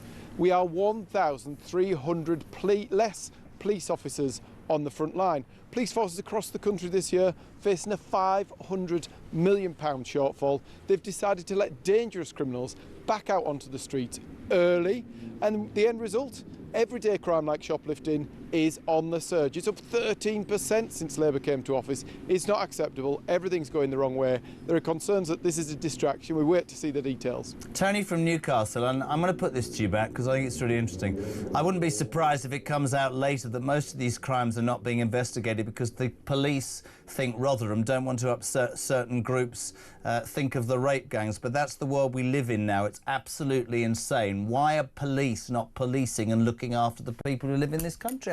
You can't disagree with this. We've got to a point where, you know, wokeism or trying to do the right thing by people who it shouldn't be done to. I mean, have you seen that? I mean, I've got to get this. It was in the news. I know it's semi-dark and we know each other. The story in the Mail that I've just read was highlighted in the news. 13,000 pedos, Matt Vickers, right, are walking free. They haven't been put in jail. And in many instances, judges have said, well, they've shown good character, so we shouldn't jail them. Good character, looking at images of young children. They should be locked up, man. What? We seem to have got any semblance of what I call common sense. It's gone. Gone. Yeah, I mean, that is a disgusting. When you think that the most dangerous people around who could do real harm to youngsters being allowed to walk free, it is disgraceful. But then again, what is happening? There's less police on the street to investigate this. We reached a record high under the last government. For all the things that the last government got wrong, we had a record high level of police. There was more police on the streets than ever before. Labour have come into office. They've smashed that. They're reducing the amount of time that these people are spending behind bars. It's a recipe for disaster. So we've basically got more... The taxpayer pay never more in tax for less police. We've got more pedos and less police. I mean, I don't want to make a cheap shot, but that's what we're talking about. The last 18 months under Labour, on our streets, more pedos and less police. Brilliant. Mate, I want to talk Crowborough. And letting people out earlier. Yeah, I want to talk Crowborough. Our reporter Samara Gill was down over the weekend at the military base. We've got a great package coming up. 27 bust in on Friday. This is interesting. JK says, Tash in Bexhill, I went to Crowborough yesterday and I learnt why they get a mobile phone. Migrants are allowed to come and go 24/7 as they please. If they don't return after 5 days, they try and phone them. If no response after 7 days, they consider they've made alternative arrangements and don't require the free accommodation. We're a laughing stock, mate. They were busting under the light of, under the darkness of night, and they saw a private GP at 9 o'clock. And I have people say to me, even in my own house this weekend, Iris's birthday, one bloke said to me, it's really unfair. They're coming from war-torn countries. No, they're being brought into this country illegally. They're living next door to secondary schools and in villages, and they're being treated better than the indigenous population, Matt. That's a fact. It is. Samara the Star out there exposing real news. Yeah, I mean, it is a sham. These people busting under cover of darkness in a facility that doesn't have proper planning permission. I think we had something like 6,000 cadets training on that site. They're now without a place to train. Yeah. It's not going to save any money, apparently. The Home Office says it's not going to save any money. The reality is, if you break into this country, if you come here illegally against the law, there should be no ifs, no buts. You should be sent home. We can't keep hosting all these people. It costs a fortune. We've got pressure on housing, pressure on public services. We can't afford it. And it's, you know, people tell you you're evil for such a position, but the reality is there is nothing humane or civilised about allowing these people to pay people smugglers to come across the most dangerous shipping channel in the world. But you know what? We need to have secure borders. We need to put the British taxpayer first. I agree, and listen, we can talk about the roots and how difficult it is, but I'll tell you, the British people, and I genuinely don't, you know, people say, well, you can't say that. This is just an honest fact. The British people who live their lives correctly are getting increasingly fed up to the back teeth. That silent majority I talk about. Let's talk about Labour very quickly. I know you've loads to do this morning. I've got a theory about the weekend, and you're going to smile at me through the darkness. I mean, Starmer was cornered on Friday. He's damned if he does and damned if he doesn't. If he lets Burnham stand, there's a challenge. If he doesn't, the left go nuts, and that's where we're at. I think Streeting will be very happy because Burnham's not in the Commons. He'll be rushing around the place clapping. But I'm not sure that whether I think Andy Burnham's any good or not. You speak to people in Manchester, they say he hasn't done an awful lot at all. I think he's self-styled, to be honest. But actually, I reckon he knew he wasn't going to be selected, but stood anyway to become a martyr for the left, because I'm not sure they'd have won that election. I think that one of the main reasons, despite what Steve Reed says about it being inconvenient, is they'd have lost the mayoral vote, probably to Reform. And I think this smacks of desperation. But I think that the best you can think of is Andy Burnham, you're in trouble big time, aren't you? Well, I mean, it's just another case in point. This government has completely lost its way. Keir Starmer lacks the backbone to lead this country. He cuts off any form of challenge before it can get any oxygen. So now, instead of Burnham, it's probably going to be Ed Miliband, it's probably going to be Wes Street. Absolutely terrifying. This is a government that has completely lost its way. It's a disaster for our economy. It's putting people out of work, and it's making a sham of us on the world stage. The sooner it goes, the better. It's interesting as well, you know, they've cancelled this argument from Steve Reed that voters don't like elections that come mid-terms. I'm waiting for them to roll that out as an excuse for cancelling more local elections. There's nothing. But most of all, I'm going to make you smile. Nobody else on your round this morning will make you smile as I will make you smile, because as the Labour Party is engulfed in crisis, have you seen Keir Starmer's latest offering on TikTok, Matt Vickers? If you're waking up this morning... Oh, I dread to think. I've missed it. Ladies and gentlemen, right, this is no word of a bleeding lie. This was put out last night. Bear in mind you're Keir Starmer. You're sat in number 10. Everybody's out for you, internationally, nationally, within your own party. You're going to get some drill rap music, a few images of submarines and tanks, and you're going to put this out. Enjoy. This is for you, Matt Vickers. Yo, if I could do it, then why can't you? Get up and make it work. Ain't no way that I'm sitting around. It's now or never, I'm picking it first. You can't tell me that I won't make it. Knew that I had the skills since birth. Grinding, came out the mud like Roddy. I had no body, I came from dirt. Still came fuck, I put in the work. Painting a picture when I write lyrics on call me. I am literally, if you're listening on the radio, it's him with rap music pointing at Look at Matt Vickers, even through the dark. What do you make of that, sir?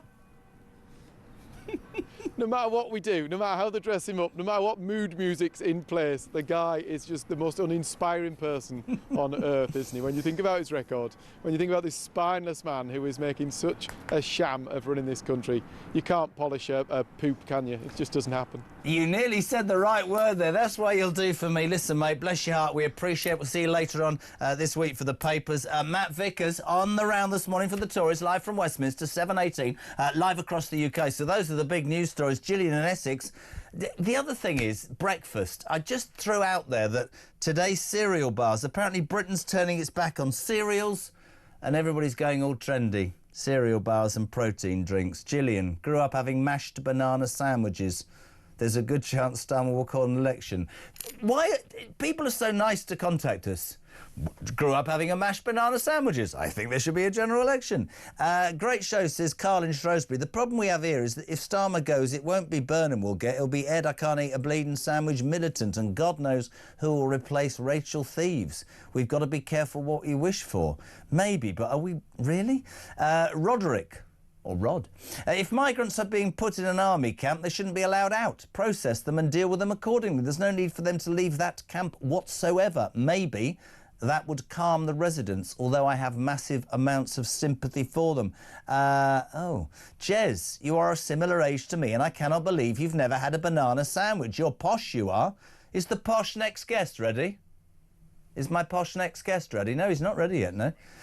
Paul Griffin, I have a lot to say, but we grew up on bananas on toast with Gran in the 70s. Fabulous nutrition, no sugar and no cereals. Many, many people. Lots to talk about. 87222 on the text. Richard Tice, the Deputy Leader of Reform, next to talk more about their position. They've got a big press conference at 11 a.m. I wonder what that's about. Morning, Lisa. Good morning, Jezza. It's Lisa, who is from Canterbury, but at the moment sunbathing in Goa. Still have to watch the news because it's quite unbelievable, really. I'm following the Crowborough protests as it's very near my old town. What I just can't get my head round is the fact that these people are illegal. You know, we could take that word, illegal. And this is an organised event by the Home Office to pick them up secretly in the night time, thinking nobody's going to notice. They are part of this corruption and illegal process. It's horrendous. Words fail me, and I don't think it's ever going to stop. I really, really don't. I fear for my granddaughter. She's only 4, bless her. I'd rather that we all just left the UK. It's really gone down the pan. Thanks, bye.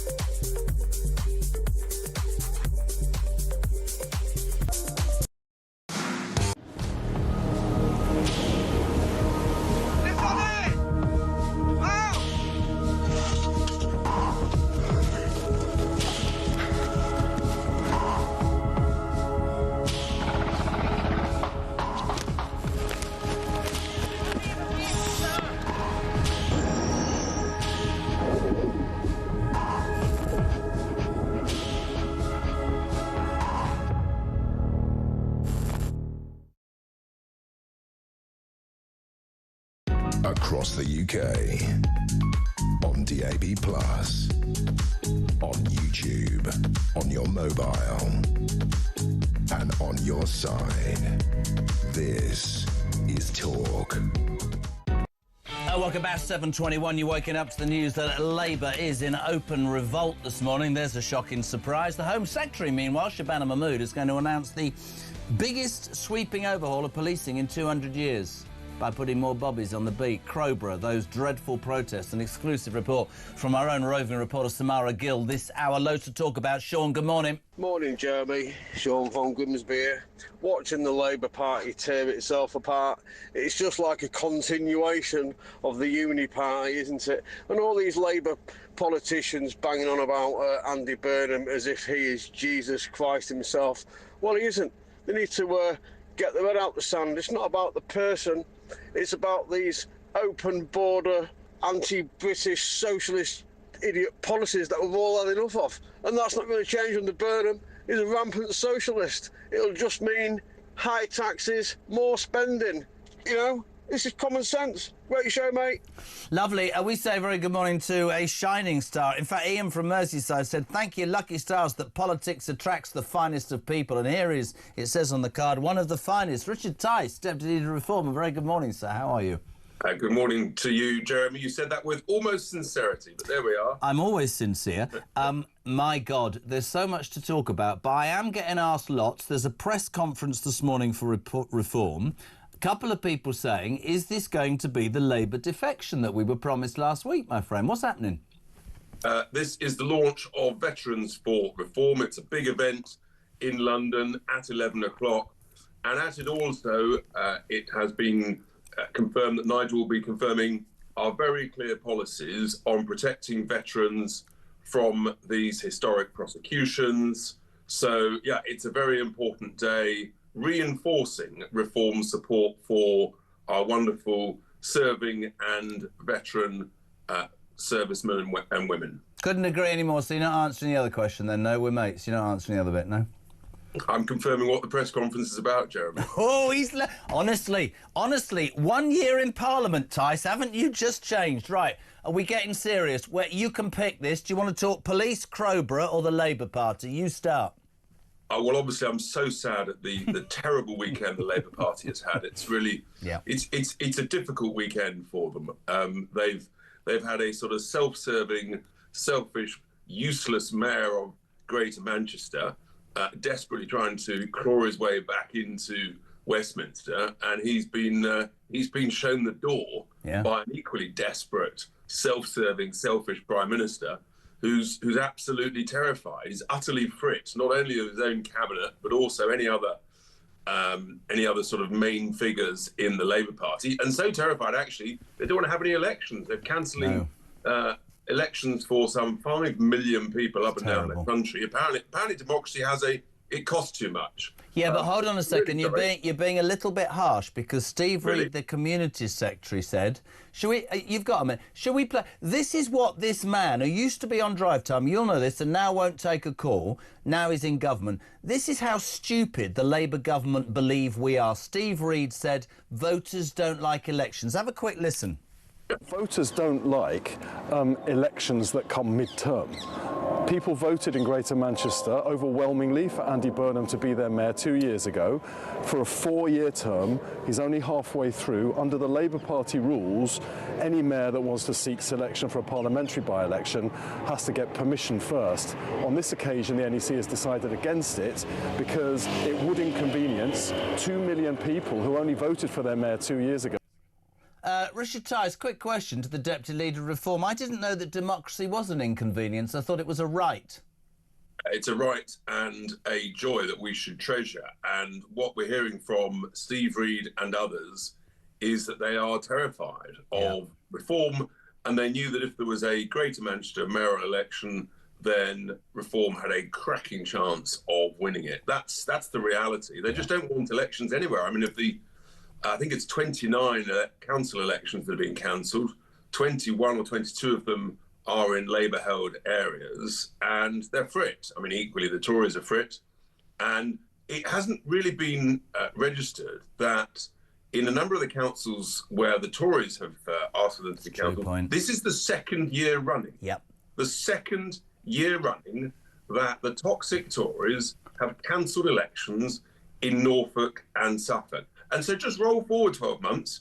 You bet your bottom dollar in a year's time, all of these councils cancelling them this year will be saying, "Oh, I'm so sorry. It's been a busy year. We haven't got ready. We're not quite ready. Could we postpone them again?" You can see it coming. I think it's a really... I do think it's... day after night. I do try and give all sides because I get accused of all sorts of things, but I think it's a really good point to make.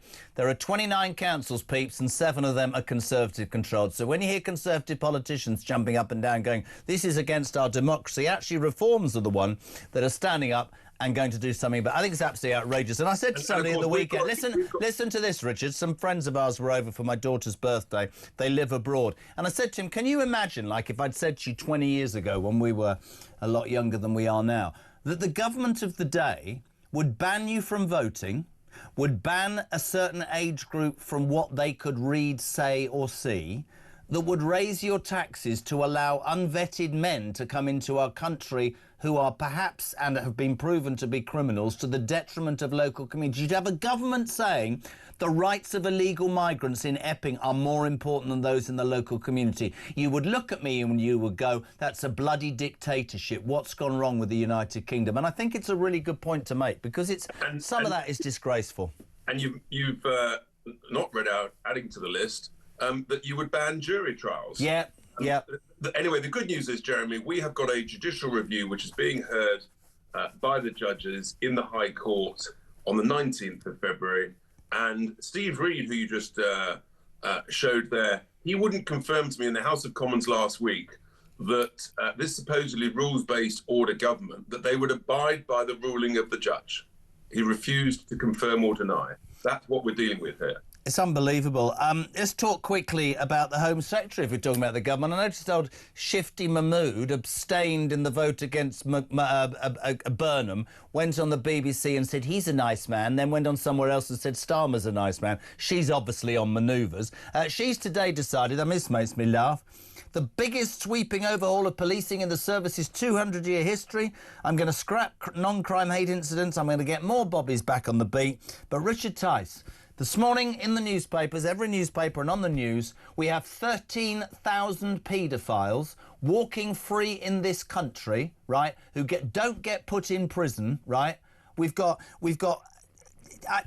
it is beyond me. If it takes 200 years for somebody to go, oh, I'll tell you how to deal with crime, let's have a few more people on the street getting some intel. Nobody believes this will make any difference at all. They believe it's that, don't they? Just talk. It is just talk, and we keep hearing this about putting more bobbies on the beat, but where is the actual evidence that that has happened, whether it's under this regime or the previous useless Tory regime, which is why they were thrown out. So let's see, shall we? But you know, this sort of reorganisation of all of the police forces into mega forces. Well, I think we know from the performance of the Met and the failings of the Met leadership that bigger is not always better. So, and they've got to provide the evidence. Yeah. There are serious question marks as to how Police Scotland has succeeded compared to its predecessor forces. They've got to provide the evidence to convince the British people, because otherwise it'll just be an excuse for poor performance as they're organising doing this reorganisation. And there's a certain, there's a sort of confidence in your local police force. In my constituency, Boston and Skegness, part of the great county of Lincolnshire, everyone knows it's Lincolnshire Police.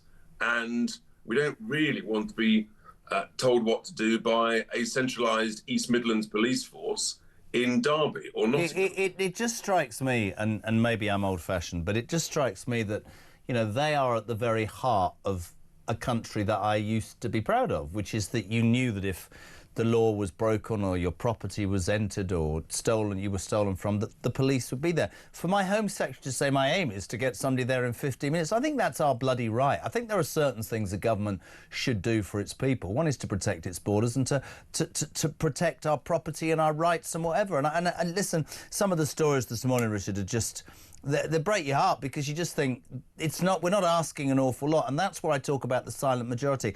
Can I talk about Crowborough and bring that in? Samara Gill's done a great piece of work we're going to play before a 12th consecutive weekend that the locals have marched, and I know that Starmer would be happy to label this as, you know, sort of, well, you know, the far right are out in force. No, this is fathers and mothers, people in the local community saying, you bust in 27 overnight, in darkness, you got them a private GB and a mobile phone, you're bringing another 500, what about us? But what hope have these people got, Richard, when Keir Starmer challenged the law in Epping and said that the rights of migrants were more important to his government than those of the local population? Where does that leave us? Well, these demonstrations, peaceful, law-abiding demonstrations in Crowborough, are they're a real testament, actually, to a community getting together and saying, this is not right, this is not fair, it's not just, and we're not going to tolerate it. And weekend after weekend, and cold in the rain, they're standing up for everybody on this outrageous decision just to sort of dump a whole load of migrants into an army camp. They've already thrown out the cadets. no security whatsoever. No. So these characters can just sort of roam the streets, disappear.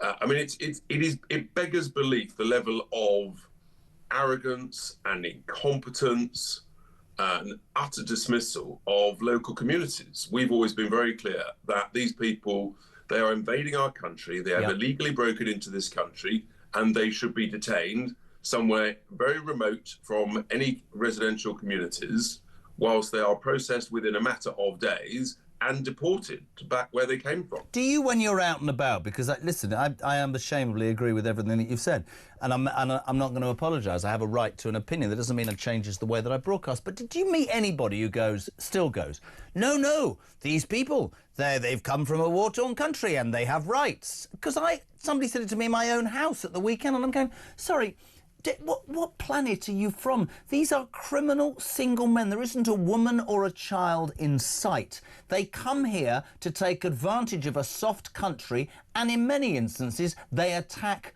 our people. And if that is not totally fundamentally wrong, it's not far right to call that out. It's just fact. It's fact. And when you actually see what's going on in northern France, on the coast, as these illegal migrants prepare to cross into the UK, you see the violence, the illegality, the guns, the knives, the gangs. Yeah. You wonder who is organising what, and what is the objective and the motives of so many of these people. It's actually terrifying. Yeah, it is. It's actually terrifying, and the real data, the real information is being hid from us in terms of some of the crimes that are being committed. I think the government know exactly what these people do. I think this government is completely fixated, be it giving away the Chagos Islands, destroying jury trials. I think this government is fixated on a socialist policy. They don't actually care too much what the British people think. I don't think they're proud to be British. I don't think they put British people first. That Chagos deal is all about looking good on the international stage, and yet the irony, Richard, is that this Prime Minister is probably the most humiliated internationally of any Prime Minister for decades. And that's the point. Complete misery at home. We feel like we're second best at best. And internationally we're laughed at and we've become almost inconsequential. I mean, you do. I mean, somebody said to me just now on text, I wake up every day and I hope it's going to get better. But he said, I'm beginning to lose complete faith. We've got another 3 years of this crap. Well, we must be optimistic. The good news is that we wake up every day, and we look forward to the fact that every day that we wake up is a day closer to the next general election. Please, God. On the Chagos deal, actually, there is a significant shift over the last few days, because the Americans, they've listened to Nigel Farage, and they have re-looked at this deal and have realised that they've been lied to by the likes of Jonathan Powell and the Foreign Office, who told them it was a legal obligation to give away the Chagos Islands, which it wasn't. Never was. And they're very angry at Starmer and this government. So there is every prospect that this deal is now at best being delayed, at worst being delayed, but at best may be completely and utterly cancelled, at which point the question is, who takes the accountability and responsibility? Who resigns from the absolute shambolic humiliation of the UK in this government presiding over the worst property deal ever in the history of mankind? I've got a new phrase for you. I'm always out to help your career. Starmer hasn't stopped the boats, he stopped the votes. Do you want to use that? I like that. That's very good. Also, you're a political strategist and a consultant. Well, when you're the Chancellor, and I've seen your money clip. TikTok video. Have you seen Starmer's new TikTok video? No, I haven't seen this one. I try and avoid watching Starmer. I've got to do it. I've got to do it. No, Richard, right. Oh, by the way, before I play it to you, because I'm going to a break with it and I'll let you go. Pete says, can I congratulate Richard Tice on his engagement? Where's the ring? Look, patience is a virtue, Pete. For Richard Tice, the Deputy to Reform, to the break with, this is our Prime Minister's idea with all that's circling. This is him with a drill rap TikTok video and a submarine. Enjoy, Mr. Tice. Ta-ra. Have a watch. Yo, if I could do it, then why can't you? Get off and make it work. Ain't no way that I'm sitting around. It's now or never, I'm picking it first. You can't tell me that I won't make it. Knew that I had the skills since birth. Grinding, came out the mud like Roddy. I had no body, I came from dirt. Still can't fuck, I put in the work. Painting a picture when I write lyrics. Don't call me a rapper. Richard? I'm shaking my head. I'm speechless. What the hell? I mean, honestly, it's words fail me, and that doesn't happen very often, Jeremy. One final question. I didn't realise this had just been told this. Robert Jenrick is set to be unveiled as Reform's Shadow Chancellor within weeks, beating rivals Zia Youssef, Shadow Home Secretary and Richard Tice to get a beefed-up new portfolio combining energy and business briefs. Is this true? Any comments? Patience is a virtue, Jeremy. All will be announced by Nigel in due course, and it will be very exciting, trust me. The Shadow Foreign Secretary also expected to be named Nadeem Zahawi, Tory defector seen as a front-runner. Goodness me, you'll need somebody to train your would-be MPs and councillors every Wednesday for a while. Mr Tice, we love you. Lovely to see you. Nice to have you on. Thank you so much indeed. Richard Tice, Deputy Leader of Reform. What is it, 22 minutes to 8? Quick call. Let's go to Birmingham. Lillian, you're on Talk Breakfast. Good morning. Morning, Jeremy. Hello, love. Hello. Don't stop me because I'm on a roll now, right? OK, love. All right. Right. Now, the police on the streets, yes, they can't even protect a Christian march. Never mind putting them on the... I thought they was already supposed to be on the streets. And as we're going to... he thinks we're going to go to war.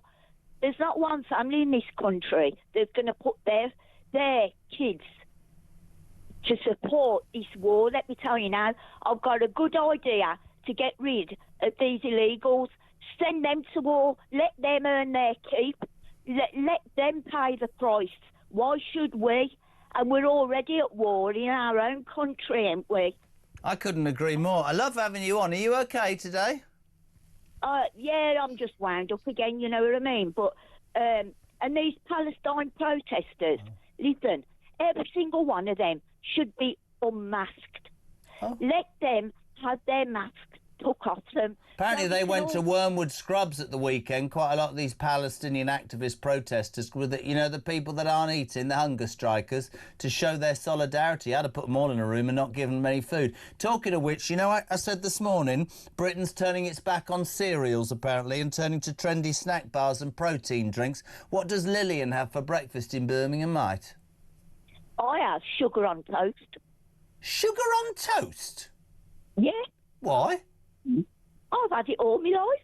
What about marmalade? Why are you having sugar? I do have marmalade as well occasionally. Whereabouts in Birmingham, Lil? Where are you from, love?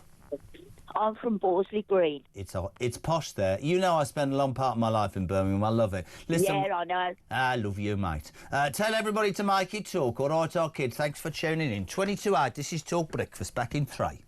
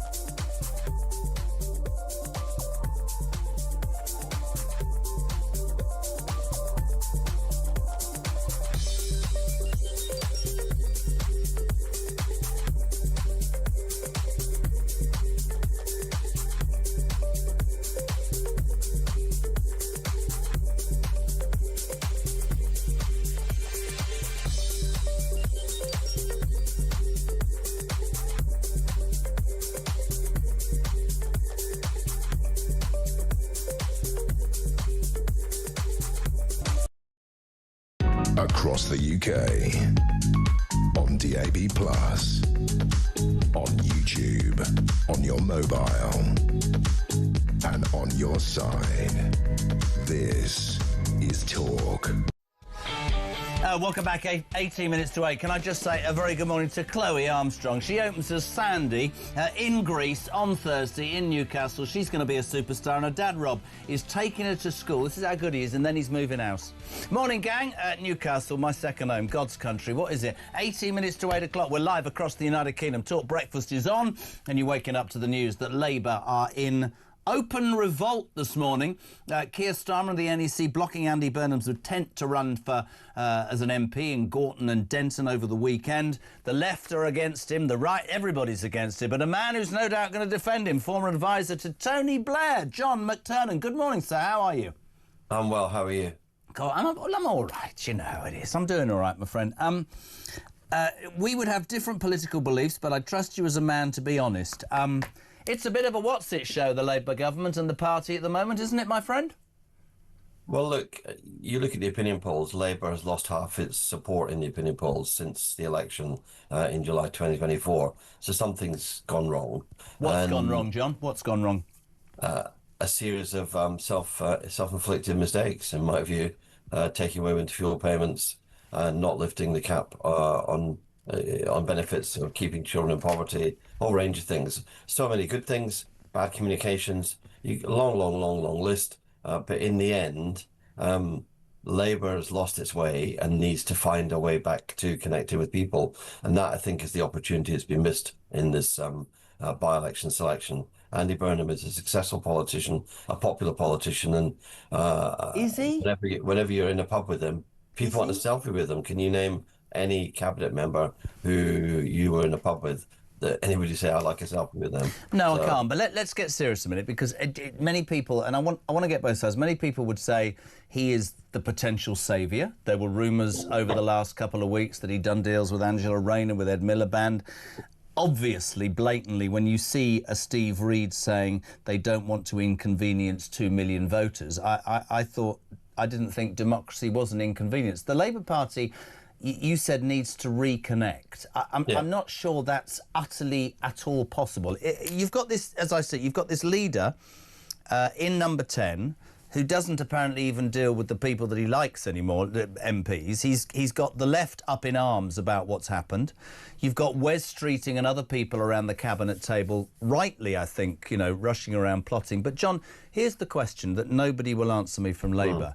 Do you believe that this man, Keir Starmer, has proven that he's got the ability, the nous, the DNA, to be Prime Minister? Because even your own supporters are saying this man is the worst example of a Prime Minister. And I'm not sticking up for the Tories debacle, but, I mean, he doesn't seem to get anything right at all, John. The thing is, he gets a lot right on the international stage. Does he? Well, if you look at the way that when NATO was challenged about its spending, it was Britain that first increased spending to a higher rate of GDP, and now committed to the 3.5% plus. There's a way in which when you see here on the international stage in Europe defending Ukraine, I think without the UK at the heart of European organised defence, President Zelensky would be in a much more difficult situation. John, I don't want to argue with you, but do you think your average alarm clock Brit, with the greatest of respect, and you can argue that Keir Starmer and his coalition of the willing have stood up for Ukraine, right? You could also argue, which you won't like, that the only reason NATO put their hands in their bloody pockets is because Trump said, I'm fed up doing it, and you lot need to come to the party. But let's talk about here. Let's talk about here. Let's talk about Crowborough. Let's talk about a Prime Minister who said to the people of Epping, John, right, when the courts, the local council in Epping and said no migrants in the hotels, and our own Prime Minister said no, the rights of migrants are more important than the local population. The people of this country don't trust him. They don't believe he likes being British or supports British people. You talk internationally. Tell me something domestically that's been a success under Keir Starmer. The cap on bus fares, which actually most people in Britain use buses as their form of public transport. They don't use trains, they don't use trams, they use buses. There have been changes like that. There's been the raise of the minimum wage, which is 2/3 of median earnings now. There's also been railway nationalisation. There are new rights for renters. There are so many renters in the UK who have new rights. There are all kinds of progressive things that have been done. But Progressive? You call him progressive? Yeah.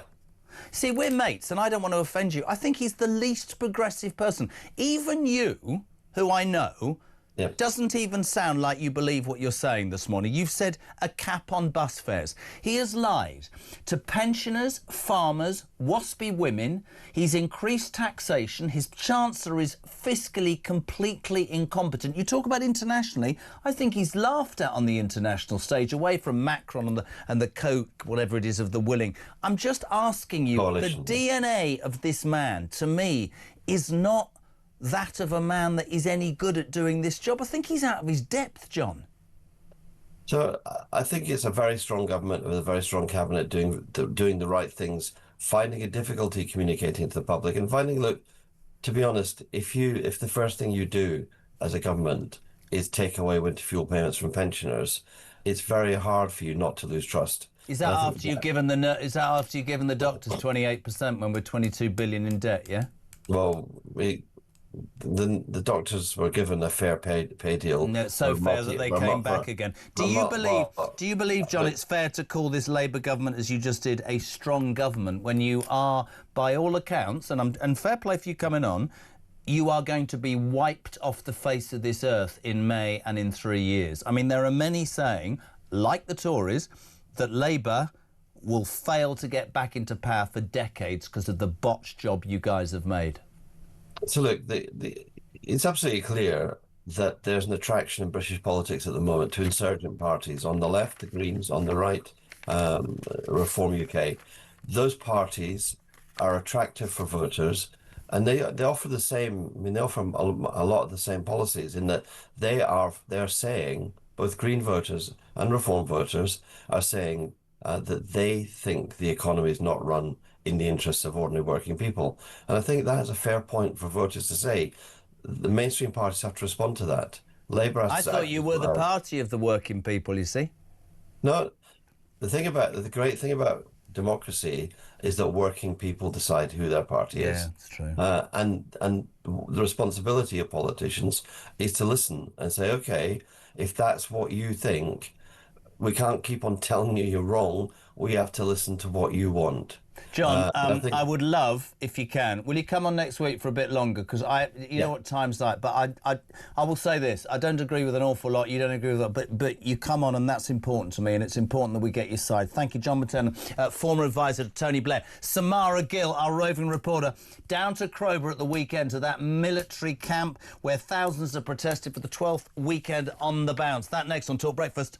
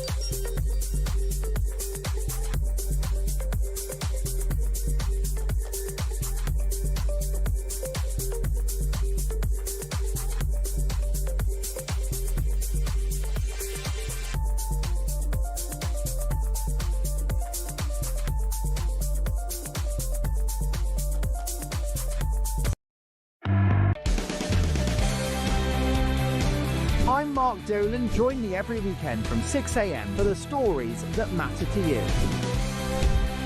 We talk politics, we talk news, we talk entertainment, we talk about everything that affects your life. There's only one place to start your weekend, the home of common sense. Talk Breakfast on Talk. 6 a.m. to 10 a.m. every Friday, Saturday and Sunday here on the home of common sense.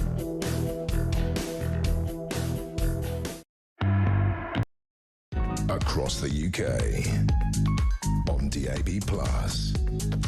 on YouTube, on your mobile, and on your side. This is Talk. Welcome back, 7 minutes to 8. Well, John Materna went down like a cup of... Neil Barracroft, the cap on bus fares, that's the first thing he comes out with, says Neil in Halifax. The cap's risen from £2 to £3. Tim, I'm sorry, John is talking complete rubbish. Labour are unrecoverable. The Labour Parliament Party are useless. They are prehistoric. Good of McTurnan to come on, though. We'll get more from him next week. It's important people have their say. On Talk Breakfast, Crowbury, you'll know the story. Thousands protesting for the 12th consecutive weekend. Locals marching saying, hold on a minute, you're bussing in 550 illegal, unvetted male migrants to put them in a camp that was used to train soldiers. They're allowed to come and go as they wish. 27 arrived on Friday. Saturday morning, 9 a.m, a private GP. 11 o'clock, a brand new mobile phone. To say there is consternation and anger would be an understatement. We sent our roving reporter, Samara Gill, at the weekend. Have a watch, have a listen.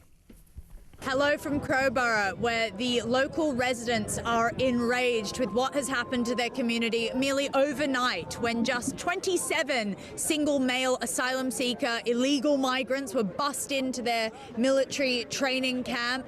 Behind me are local residents, people from all over the country. Shabana Mahmood has said that this is an effective way of getting rid of those expensive, flashy asylum hotels. But unfortunately, these people are still placed within the community. The whole town is very afraid because these are unvetted men from countries that are, the government warned us not to go to. We don't know who they are. We don't know their intentions. So we're all very worried. We're worried for our young children. We want them to have the freedom to be able to go out and play. Obviously the elderly, shopkeepers, everyone's concerned. I've got an 18-year-old daughter and she gets the bus opposite the camp. Do you feel safe for her? No, so that will have to stop. Right. We'll either have to wait with her or take her to wherever she needs to go. The reason I'm here today is because I live in Crowborough and my family, I've got a wife and children, and just worried about, my wife walking to work and my sons, walking about. Anything can happen. Can't do that nowadays and age, or what's going on, what's happening in this country. So I'm just concerned and frightened, We've been betrayed. So why the people in power? There's no risk assessment. This is, and what's happened and what's going on is criminal. It is criminal. That they should be in prison. These people, for treason. It is treason. It's going against our culture, our nation, our history, everything. It exceeded my expectations in terms of the numbers of people that came out to Crowborough today. I mean, it was absolutely fantastic. There was support from other towns, other communities, because of course Shabana Mahmood has threatened other communities, and she said they're going to open site after site after site. Well, I would hope that if she's going to try and do that, she learns some lessons about the way she's done it in Crowborough, because this is not finished. We are not finished objecting to this plan. We would urge her to reconsider. And whatever she does, she needs to talk to the people that she's imposing these things on, because it's unsustainable to do that. People have to do what they think is right for the safety of their families. Elsewhere in the community, we're seeing mothers driving their children to school now, whereas previously they were walking. Right. And that's just one of the small community impacts that the lack of consultation has resulted in. We don't know what the Home Office is doing to keep us safe or to address residents' concerns, because they haven't come here and spoken to us. They come down, obviously, as a pink lady to come and support Crowborough. I think it's very important what the government are doing here in the barracks. I think it's very disrespectful to our armed forces, to our veterans, to this community. If you had a direct line to Keir Starmer and Shabana Mahmood, what would you say to them? Look after your most vulnerable first. It's your priority to look after your vulnerable. If they're bringing illegal immigrants into a camp in the dead of night, why are they doing that? Are they doing that because they think it's right to do that? No, they're doing that because it's disingenuous, it's dishonest, it's covert, and they're trying to keep the reality away from the local community of what they're actually doing to us. We've now got to the end of the entrance to the camp, we've got cameras, we've got police drones. I mean, it's turned into a very oppressive environment for the residents. It's like a cloud that's come over this community, and it's appalling. It's totally unacceptable what they're doing to us. Great work from Samara. She'll be with us after the news at 8. Listen, when I first started at this radio station, somebody said, oh, what's your monologue going to be? I've never written anything in my life. And I simply want to say this. If that is what we've come to as a country, we are in severe trouble. It is not far right or racist to say that our local communities, at the very least from their government, should expect to be safe, to be looked after. And if you allow men to come into your country are unvetted, you are in trouble. Loads more about that after the news today. After John McTernan, Johnny said this. Nearly. Morning, Jez. It's Johnny in the van. Just listening to this John McTernan guy defending Labour, and you asked him what's the good things he's done for the UK, and he comes out with, oh, he's capped bus fares because most people use buses in the UK. I'm not sure that's entirely true. I would imagine most people probably drive a car, and they've been taxed to the hill. Then he mentions, oh, well, we've put up minimum wage. Well, no, he's forced businesses to pay more on the minimum wage, which means that we're not employing people anymore because we can't afford it.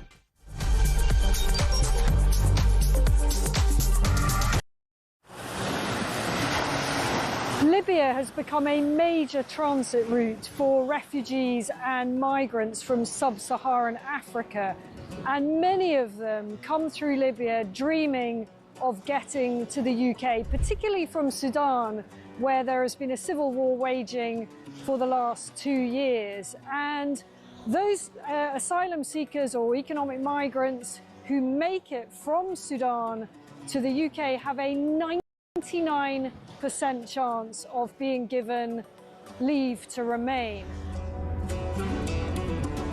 So I spent several hours talking to immigration chiefs here in Benghazi on the east side of Libya. The Libyan National Army has a very good grip on the immigration problem, albeit fighting against a huge crisis with limited resources.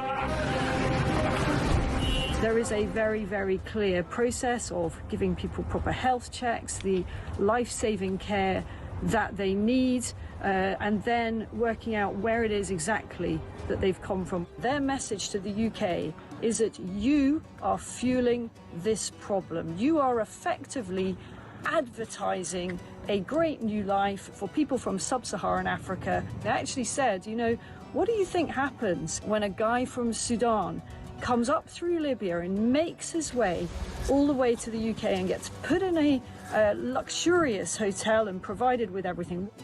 And make no mistake, it is a perilous journey. We see it from the end point. We see the channel crossing as the dangerous bit. But actually where these journeys begin is in the hot desert. Many, many tens of kilometres have to be covered on foot by these migrants. And as many as 1 in 4 do not make it. That means bodies in the desert. The Libyan authorities are having to recover bodies in the desert. About the UK and how much awareness. Please understand the scale of what we are dealing with here with very, very limited resources. Once again, you know, people come in from charities, from NGOs, they use warm words, and the authorities here told me the only thing that we ever get is maybe a few toothbrushes and some nappies for the babies.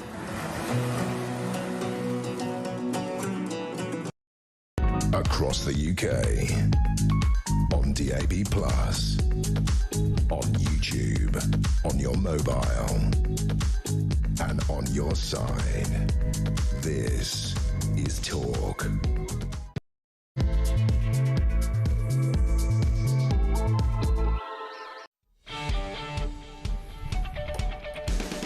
Welcome back. Just gone 8 o'clock. We're live across the United Kingdom. This is Talk Breakfast. It's the home of the alarm clock, Britain. It's the home of common sense. So much that you're waking up to today. I don't know where you are or what you're doing. It's dank, it's cold, it's miserable. And don't worry, when you go to work today, you're paying tax for the feckless to sit on their backsides and the migrants to get a new mobile phone. But don't worry, it'll be fine. Loads to talk to you about. Our Labour MPs in open revolt this morning. Keir Starmer and the NEC blocking Andy Burnham's ability to stand in that Manchester, Gorton and Denton seat yesterday. I think it's just fascinating to watch all the different parts of Labour running around. Starmer's cornered. Burnham's now a martyr. Wes Streeting's having a good morning.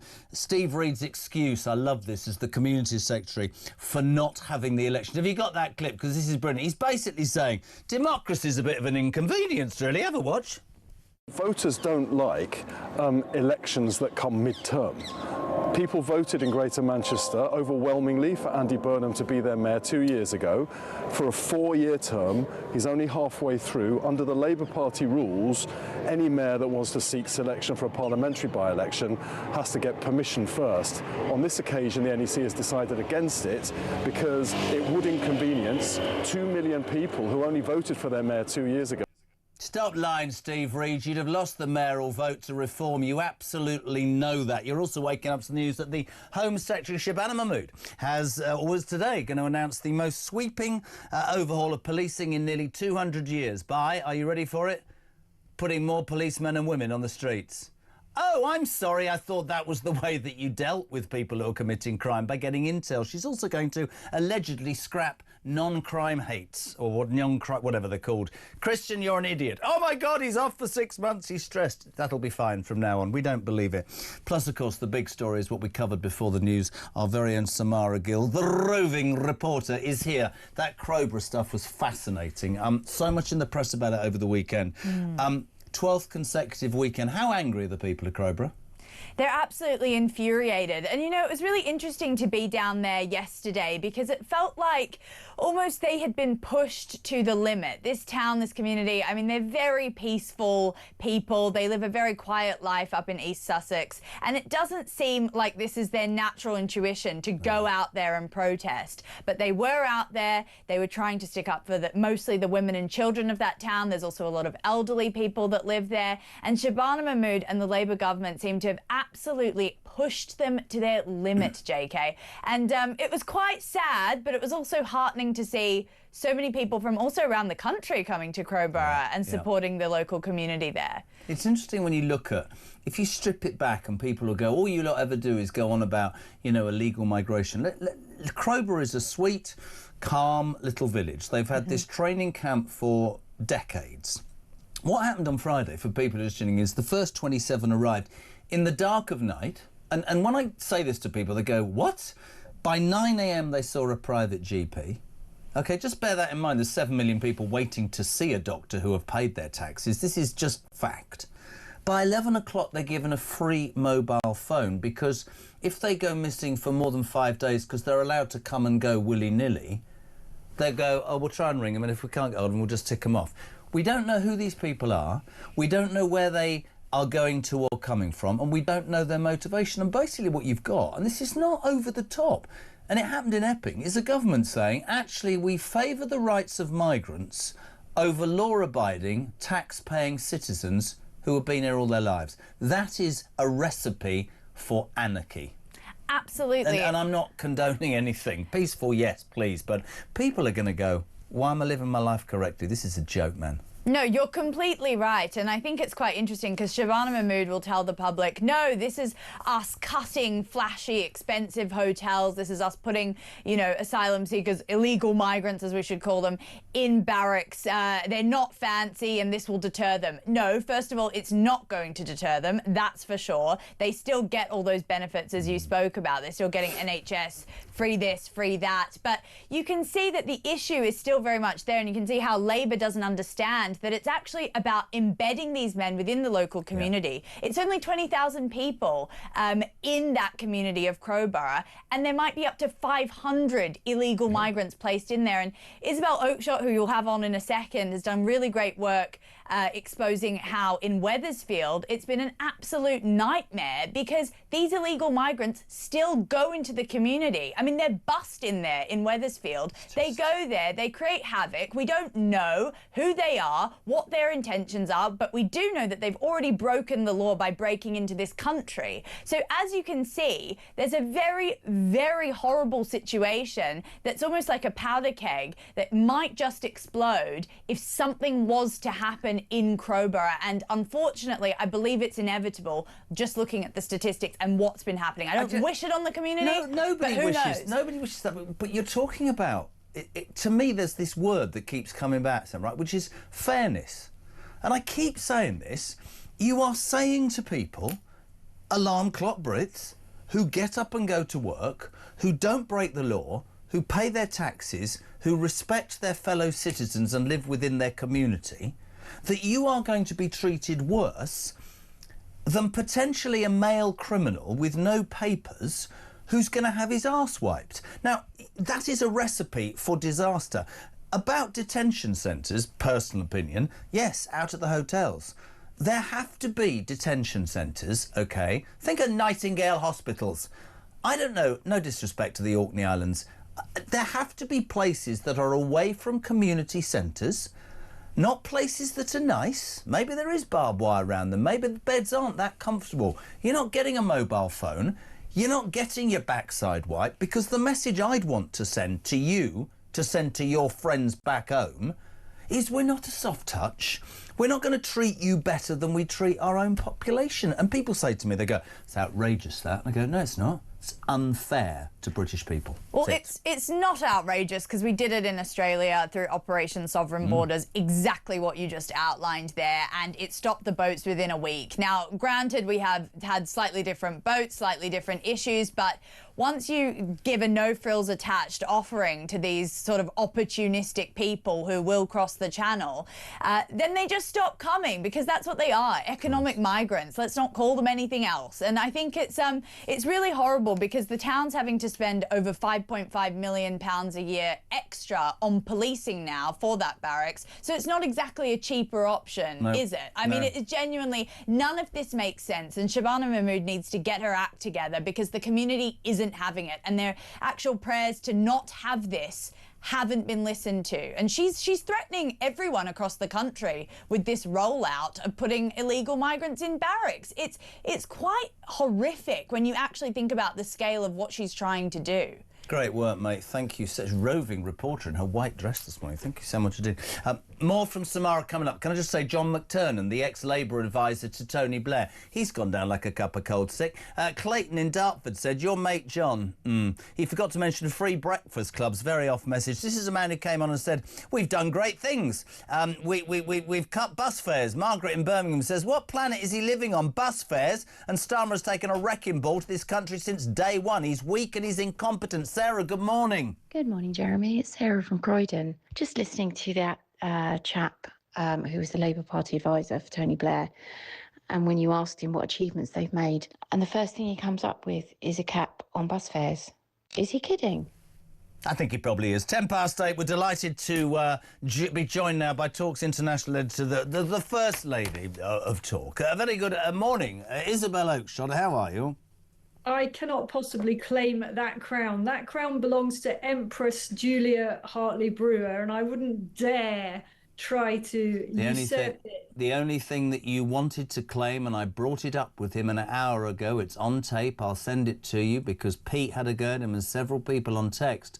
Betrothed and engaged to Richard Tice on Boxing Day, still no ring. And yet, my darling, I don't want to upset you, Katie Price meets somebody and 6 days later she's married. So, I mean, you know, Katie Price married, Isabel Oakeshott can't even get an engagement ring. I think Richard Tice is a disgrace, and we are on your side, Isabel. Oh, dear. Well, I did note that Katie Price has been engaged 9 times, and I'm clearly not going for that record. But look, on important and serious matters. Yeah. Thank you to Samara for mentioning me there. But I mean, this is great work that she's also doing for Talk. Just bringing to life what is going on in Crowborough, which is so sort of emblematic of the wider problem across the UK with the outrage and fear and rightful indignation of small communities and even larger communities that are profoundly affected by the idea of very significant numbers of undocumented males being allowed to roam around their communities. This is so wrong.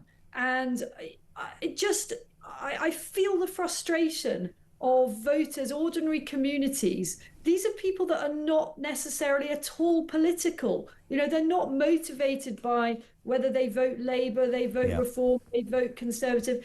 They just see a genuine and perfectly rationally based threat to their way of life and the safety of their children, of women in particular. But they also see a deep injustice and frankly outrageous insults to taxpayers and those who get up and work hard in these people who break the law to come into our country and then just get given everything, and in most cases don't even show respect, never mind gratitude, to the British people for their hospitality. I must say, some of the words you've used there are so perfect, and I've written them down for a reason, because I keep having in my head the unfairness, and I keep thinking about that silent majority who, as you said, have never really been politically motivated, but the sense of, as you put, injustice, the sense of unfairness, the sense of, hold on a minute, this is irrational crap, to be honest, the safety of our children. This is not. I just think that, you know, I remember after Southport, those riots, and it was Istama jumped up and it was all far right. You look at the work that Samara's doing, the work that you did with the undercover migrants, and you listen to these people, right? These are hard-working indigenous people who pay their taxes and want to bring their families up in a safe environment. They're not overtly political. They're basically saying, you're destroying or not even thinking about my life, my family, my community. And this Crowborough story maybe becomes the altar on which, I don't know, but it is going to happen across this country, and this is not going to get any better. And listen, you've done this for years, far longer than me. I would love somebody to be able to sit me down and say, there is method in their madness, because they are so tone deaf to what the average person in this country thinks. So tone deaf. And that you fear for what... you have to be careful doing this, you know this. I fear what's next. What is going to happen, in your mind? I just think people are ready to explode. And we British people are very law-abiding instinctively. We're not like the French. We don't blockade things. We don't go on the rampage. We're not like protesters in less democratic regimes where they're forced to do extreme things. We want to do things properly, with good manners, politely. That's who we are. Yeah. But if all of that falls on deaf ears, where is there left to go? I just want to be really, really clear with anyone who's still in any doubt about the type of people coming our way. And I will first say that there is a very small minority of those who are coming our way who we genuinely might wish to give refuge to. But let me be crystal clear, having done this profound investigation into who is in those migrant camps, these are not people who can speak any English at all, on average. They can't even really go beyond telling you the name of the country they've come from. They are not educated. They are not skilled. They have zero resources. Why does that matter? How can they possibly be a net asset to those communities in which they are plonked? They can't be. And many of them have got debts to pay to the criminal masterminds that brought them here in the first place. This is insanity. It is complete insanity. Listen to this. I've got a lead for you and Samara. Rachel, Jez, I sympathise with the people of Crowborough. However, this is happening in my town, Walsall, and has been happening for a decade. We are overrun and nobody cares. We're not on the news and no one listens. My town is now the most deprived town in the UK. It is frankly an awful place to live, and that is because it has become a place for people who offer nothing to come to. That's a really interesting lead, because I think, and you know, you and I do this for a living. Of course we have to be careful. If you say the wrong thing, you know, what's going to happen? But the truth of the matter is, and I go back to that text I had months ago, the silent majority have woken up. And Samara's right, they're not massively political, you're right. But they've just had enough of being looked down at, treated so wrongly. And you end up thinking, I don't know what happens, but I tell you what will happen. The people of this country are going to demand change, and whether that's reform, the Greens, the monster raving loony party, the new... it doesn't matter. No longer is this stuff going to be acceptable. It just can't be, and it's awful. I want to pick you up on a couple of other things if I can. The Labour Party, I mean, you're like me. We're not conspiracy theorists, but we've always got an opinion. We've watched Starmer and the NEC, you know, stitch up Burnham. We've seen the far left, or the left, are jumping up and down. Wes Streeting's running around going, oh, Burnham's not in, I've got a chance. Rayner's like, maybe I should go on my own now. Andy Burnham, self-styled King of the North. Ask the people of Manchester, probably not. Starmer's a dead man walking. We know that. But I think I've got a strange belief that Burnham knew he wouldn't be selected and did it so he could become a martyr. I think it was absolutely known from day one. What are your thoughts on the disaster that is the Labour government over the weekend, sweetheart? Just before I get on to that, just finally to say, from the caller that said no one cares about what's going on in Warsaw, I care, actually, and so do a lot of other journalists, and I will make sure that if it's not Samara, then it's me or someone close to me that gets to that town and reports what's going on. There you are, Rach. You got that. You got that commitment, Rachel. We will be on Walsall, I promise you.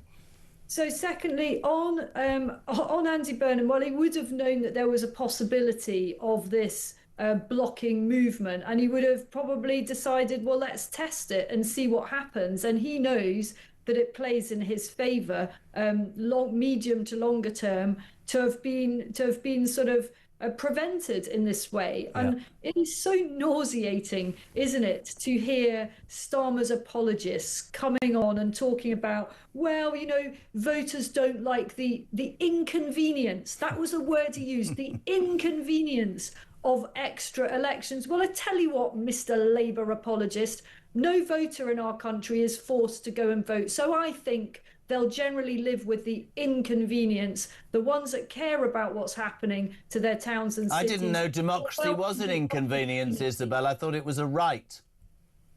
I think what it is an opportunity to get rid of politicians and leaders that are failing our towns and cities. It is not an inconvenience. And as for moaning about the waste of money, well, that is completely outrageous, coming from an administration that on a daily basis squanders millions, sometimes hundreds of millions, on totally unnecessary things. So that ain't gonna fly.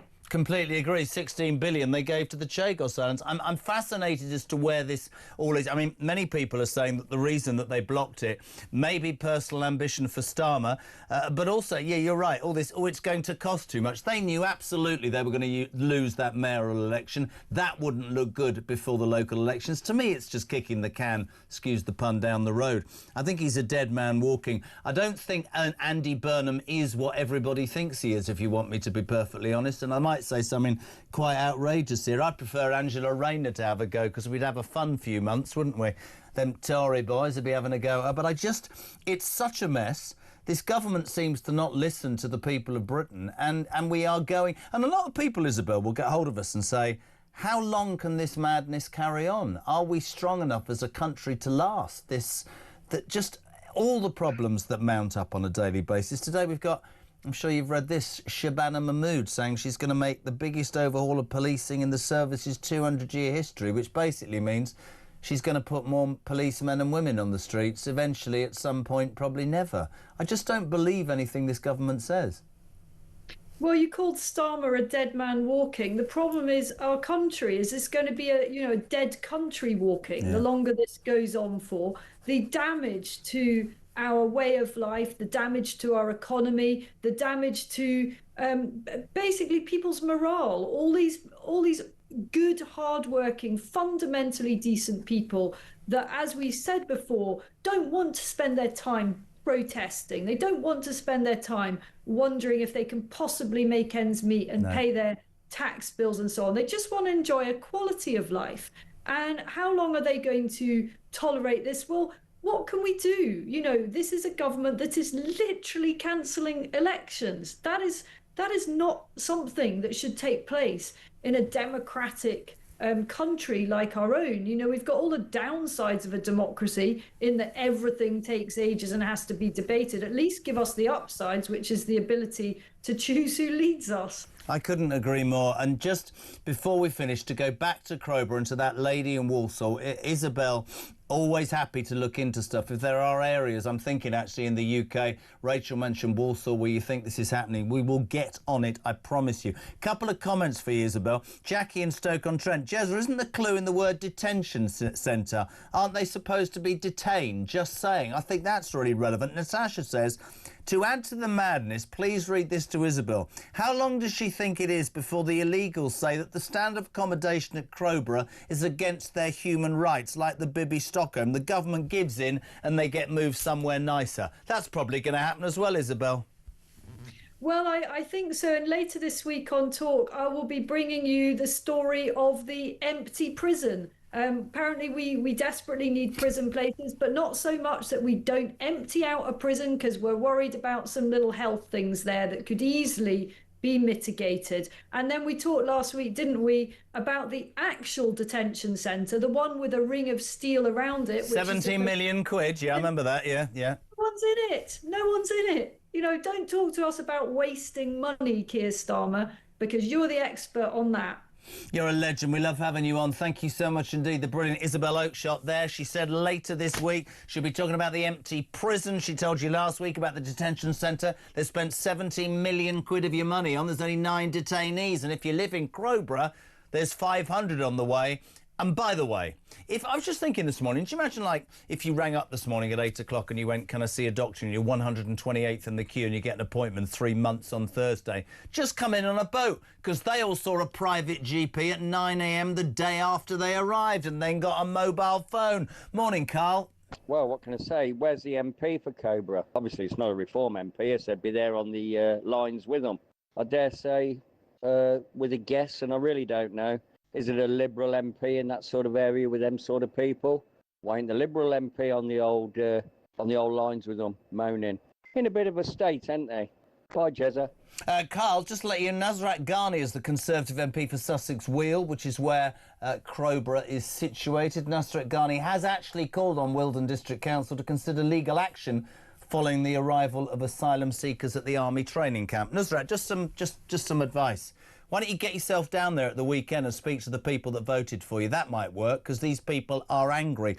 Yes, you've called the council to consider legal action. Very impressive. Didn't work for Epping Council, did it? Because they went to court and won, and then the government said, I'm sorry, we're going to have to challenge that because the rights of immigrants are more important than of the indigenous population. But Carl in Crowborough has every right. Nasrat Ghani, the Conservative MP. Get down to Crowborough and meet your constituency. 8:25. It's my daughter's birthday today. 2. Little Rissy Roo. We had a lovely party at the weekend. She's in the car. Happy birthday, sweetheart. Dad. Never mind. 8:26.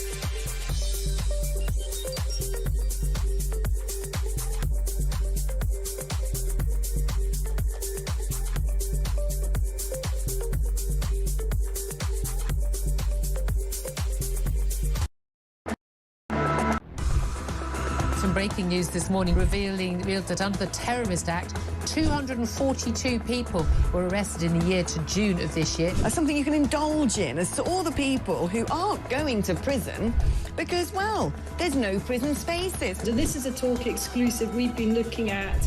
I said, you take these cuffs off me and speak to me like a human being rather than a common criminal.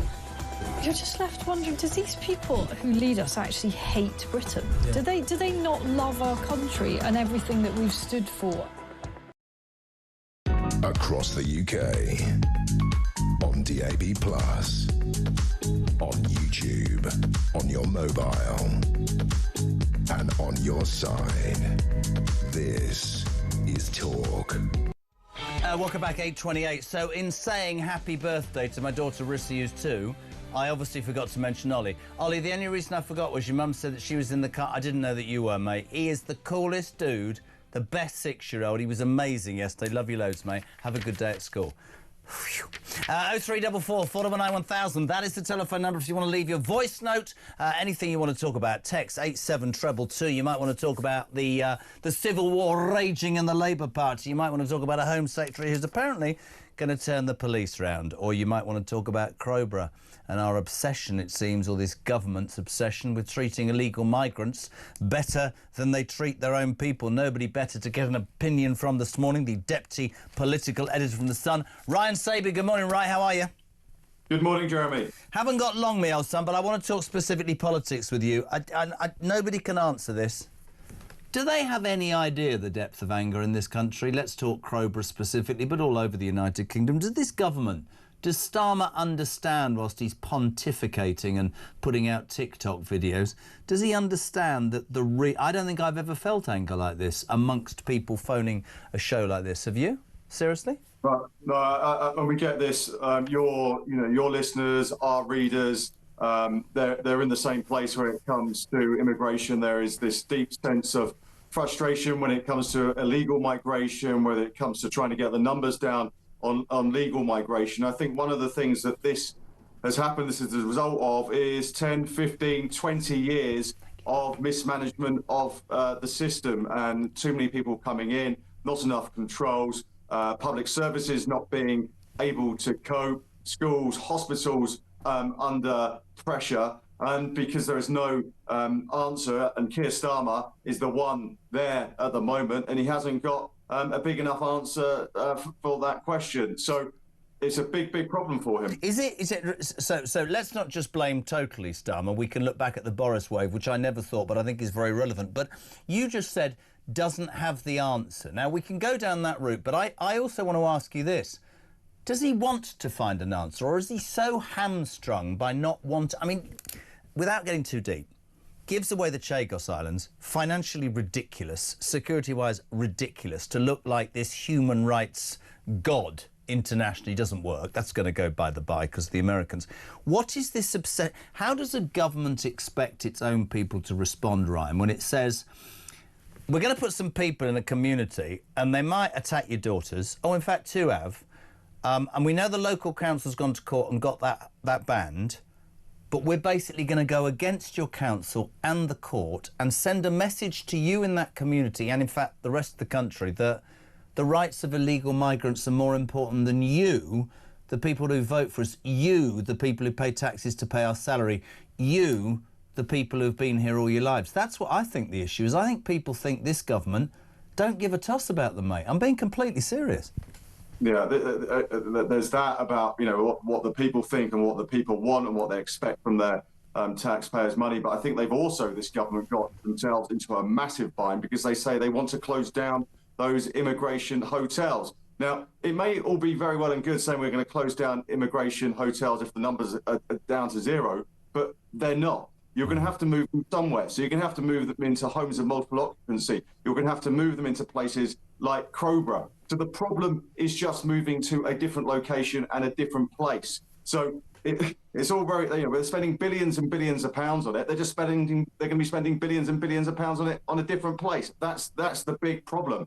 And we've got Keir Starmer, you know, 1 minute trying to talk tough language on immigration, the island of strangers speech at the end of the last year, and then just a few weeks later, him rowing back on that. So it's him also sending mixed signals out there. I couldn't agree more. I don't know where it ends. Very quickly, very quickly, 1 minute. The Labour scenario, Burnham, Starmer, Streeting, just a matter of time, isn't it now for him, Starmer?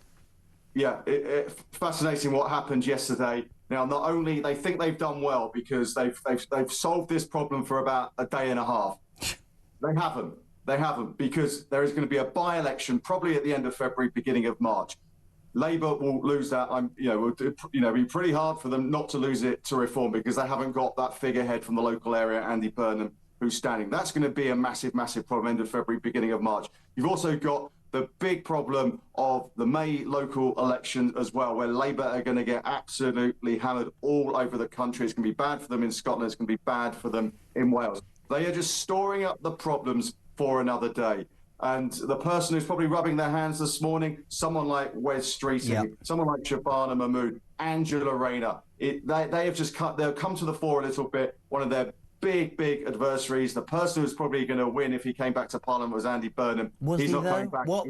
Is he? I don't want to get into too big a debate. Self-styled King of the North, I don't even think he's that good. It's 101 days to the local elections, and the countdown is on. You're great, mate. We so appreciate it. No, it's great. Just very quickly, Rod Liddell's amazing article, a pile of, brilliant. Burnham Balderdash, Prime Minister. Great article, page 10 of the Sun today. Ryan, thank you very much indeed. 25 to 9, live across the UK. Andy on Crowborough, good morning. Morning, Jezza. It's Andy from Birmingham. I know you've been going on. We've had a 2-hour drive down to Windsor this morning, out at the crack of dawn, as they say. But what I do with these lot is, like we said before, a Camp Bastions type camp on Salisbury Plain, a lot of barbed wire, a lot of Alsatians, guards. They can have a phone at the end of their dormitories and whatever, feed them and whatever, what we're going to do. And that's it, with a runway ready to take them back when they fail their asylum. It's easy, isn't it? Labour don't want to know. They haven't got the will to stop them. They want them to come in. Great show. Ta-da. Sense. Sorry, absolute common sense. But, human rights. I'm going to ask this question all morning. Human rights are one thing, but what about the human rights of the British people? What about the human rights of the British taxpayer? What about the human rights of the British family? The mother worried about a teenage daughter in Crowborough, in Epping. I live in a beautiful market town on the Welsh border, says Keith in Oswestry, with a population similar to Crowborough. We found out our local council has now approved 2 houses of multiple occupation in the centre of town. I am now, like others, beginning to fear the same's going to happen, and I'm worried about the young women and girls in the local vicinity. If you have a story, share it with us. 87222 on the text and 0344 499 via the voicemail. We're delighted to welcome now. I want to talk a bit about Chagos because, Lord Daniel Hannan, Conservative peer and former advisor to the UK Board of Trade. Lord Hannan, a very good morning. Welcome to the show. Good morning to you, Jeremy. Chagos has it hasn't been shoved backwards a bit because we've had the debacle of Labour at the weekend and of course Crowborough, which is a national disgrace and I think an example of what's going to happen. Chagos last week, you'd know far more than me. I struggle, as anybody with a brain cell would, when a Prime Minister who presumably wants to look like the very best human rights person not only gives away territory but gives away £16 billion so that the Mauritian people don't have to pay any income tax, the government's debt-free, they're in China's pocket, and has the audacity to just do this without asking the Chagosian people. To me, this is probably one of the maddest things that's happened in 18 months. I'd love you to take it. It's ridiculous, isn't it? Yeah, not just you. I mean, it is one of the absolute mysteries. Yeah. On every possible ground, this is a bad deal. As you say, we are paying. We're paying to give away as leasehold what we currently have as freehold. It's ecologically disastrous, which you'd think would weigh with some of the Labour people. It's a home of the greatest marine conservation zone, and we're giving it to a country with a terrible record on biodiversity, a country that has no naval protection vessels, a country that admits it wants commercial fishing there. It's a terrible strategic deal. And there is every prospect of a future Mauritian government leasing neighbouring atolls to unfriendly powers. But above all, it is morally and democratically objectionable because we're doing this deal over the heads of the only people who have ever been a permanent population of the Chagos Islands. And to be as charitable as I can, I think Keir Starmer just didn't know about that. I think he saw it as a decolonised thing, a chance to lower a flag that has a Union Jack in the corner. He hates those. Somehow making restitution, Mauritius is poorer than us and browner than us and an ex-colony, and therefore his instincts would have been to back them. And now he's on a hook, because when it came out that the actually wronged party, the Chagossian people, want to remain British and want to go back to the islands, to the outer atolls as British subjects, he now can't get himself off that hook that he's wriggling on. I agree, and I don't want to make it about Donald Trump, but we reported this on the Monday, of course, where many people had listened. When was it Starmer addressed the nation and said it's not for Donald Trump to tell the people of Greenland what they want, they should decide, and everybody was saying by Wednesday, well, what about the Chagossian people, mate? You can't have it both ways. I struggle with at what point anybody seems to advise this man in almost anything. Over the weekend, it transpires that America is now not happy, and whether Trump kept it in his pocket or wasn't aware of the facts, do you, in your experience, think that American pressure, because I know the Lords turned against it, do you think this will end this bill, destroy this bill, or do you think it will still go ahead? Well, I hope so, and I'm having conversations, as every Conservative and Reform politician with contacts in DC is doing at the moment, to try and explain the situation, to try and explain to our allies why this is a disastrous deal for them. But Labour ministers and FCDO officials are hitting the phones frantically, trying to get the US to stick to its previous position.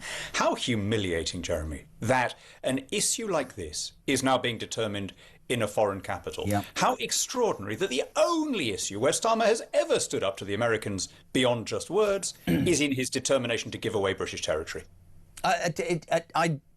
Listen, Danny, I try and do this every single day. I think maybe you would disagree. I think that the Tories lost the last election and handed it to Labour on a plate for all the reasons that I talk about every single day. And I was an angry Tory voter all my life who felt very, very let down. But I don't think any of us with any interest in our own existence can have thought it can have been this much of a shambles. I had John McTernan on earlier, former Labour advisor, and I said, well, what have you done as a government? He said, well, bus fares are lower. But I said, yes, with respect, yeah, but you raise them and then cut them. We can all understand. As a government, there's sort of international and there's domestic. Internationally, we play that clip of when Trump called him forward and then just dissed him. I don't believe that he's got the cojones to stand up to Trump. This coalition of the willing just all sounds a bit sappy. And then domestically at home, you look at Crowborough, you look at the police, you look at everything, the financial side of it, and you just, if you're me, and I'd love your take on this, I just don't think he's got it in his DNA. I just don't think he's got any political antennae, Daniel. I just don't think it's there in his head. I think he's over-promoted. I just think he's the worst fit, and I didn't think that. I mean, of course that's true. I think after 14 years in opposition with, as you say, an understandably unpopular government, it was too easy for them. Yeah. And I think he and a lot of his ministers, they'd never experienced unpopularity. They thought that government was going to be easy, that just having the nice people in instead of the evil, nasty Tories would intrinsically make things better. They're not prepared to do trade-offs. They're not prepared to suffer any short-term unpopularity for the sake of long-term prosperity. But even so, on this particular issue of the Chagos, I detect that this is a personal obsession of Starmer and his Attorney General, Richard Hermer, and his old friend Philippe Sands, who co-founded Matrix Chambers and has been working for the Mauritian government and being paid by the Mauritian government to do this. I have to say, when I look across at the Labour front benches in the House of Lords, they are embarrassed by this. They did not go into politics to betray a poor, black, dispossessed population that had already suffered from a previous Labour government. And I really think what we're seeing here is the obsession of a clique of human rights lawyers, always determined to do Britain down. And that really, even for your average, I think I'm going to be as charitable as I can. Even under a different Labour leader, I don't believe this would be happening. No, I agree. Tell me a little bit. You're on the Lords. Hermer, who comes in quite rightly for criticism, is sort of this clandestine figure who seems to have Starmer's ear. And I liked your sort of description as a cabal of human rights lawyers who either feather their own nest, but there's complete lack of common sense. This guy seemingly thinks this is a good idea. Do they want to look good amongst their cabal of human rights lawyers? Is that the idea? We gave the Chagos Islands back. We said sorry for colonisation. Because a lot of people that phone this station and get in contact with Talk, which is about common sense, say, I don't believe this government's pro-us. I don't think they're proud or pro-British. I think they'll do anything to put Britain down. That's quite frightening, Daniel. Well, it's certainly the case that if you look at who Richard Hermer's clients have been over the years, they are a series of enemies of the British nation, including Shamima Begum, including the mother of one of the ISIS Beatles, including Gerry Adams. I mean, cab rank principle, they say. I mean, there's some really odd selection by the cab drivers here if all of those just end up as his clients. I mean, yeah, I think there is this decolonise obsession among some Labour politicians. Their starting point is that, you know, everything bad in the world is from Britain and America, and to a degree Israel, that we were the evil imperial powers, that we somehow got rich by plundering, which of course is not true. We got an empire because we were rich, because we had free trade and capitalism and so on. It was that way around. But they're so obsessed with that I think when an issue like the Chagos Islands would have crossed their desk, their instinct would have been, here is an ex-colony against an ex-colonizer. Here is a poorer country against a Western country. Here is a brown population against a white population. So don't bother me with the details. And it's only when those details have emerged that people have seen just how dreadful it is. I agree with what you're saying more widely there, though, Jeremy. I mean, I think these guys, I don't think we've ever had such a callow, unprepared group of people in office. I mean, you remember how the last election was? All Starmer had to do was turn up to those debates and not trip over his shoelaces, and everyone applauded. I don't think people really looked in detail. I don't think they had to, Daniel. That was my point. So much of the British population stopped listening. I think that Rishi Sunak could have offered us all money. I think people were done. I was your archetypal Tory who just had enough. But the Ming Vase approach that everybody talked about with Starmer, if you strip it back and you look, from day one, I mean, this is pure socialism. You and I are old enough to know this. Every time a Labour government gets into power, we end up skint. This is frightening. Not only are we skint, but some of the decisions, be it WASPy women or the older generation about the heating, whether it's wind farms, the inheritance tax for farmers,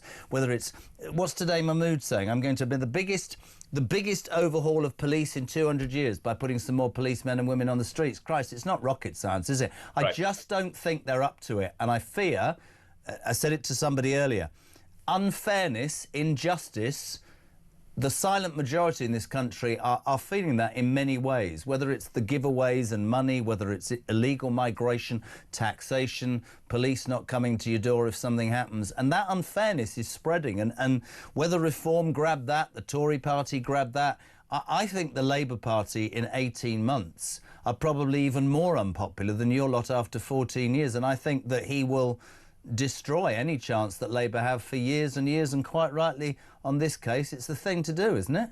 He probably already has. I think that's right.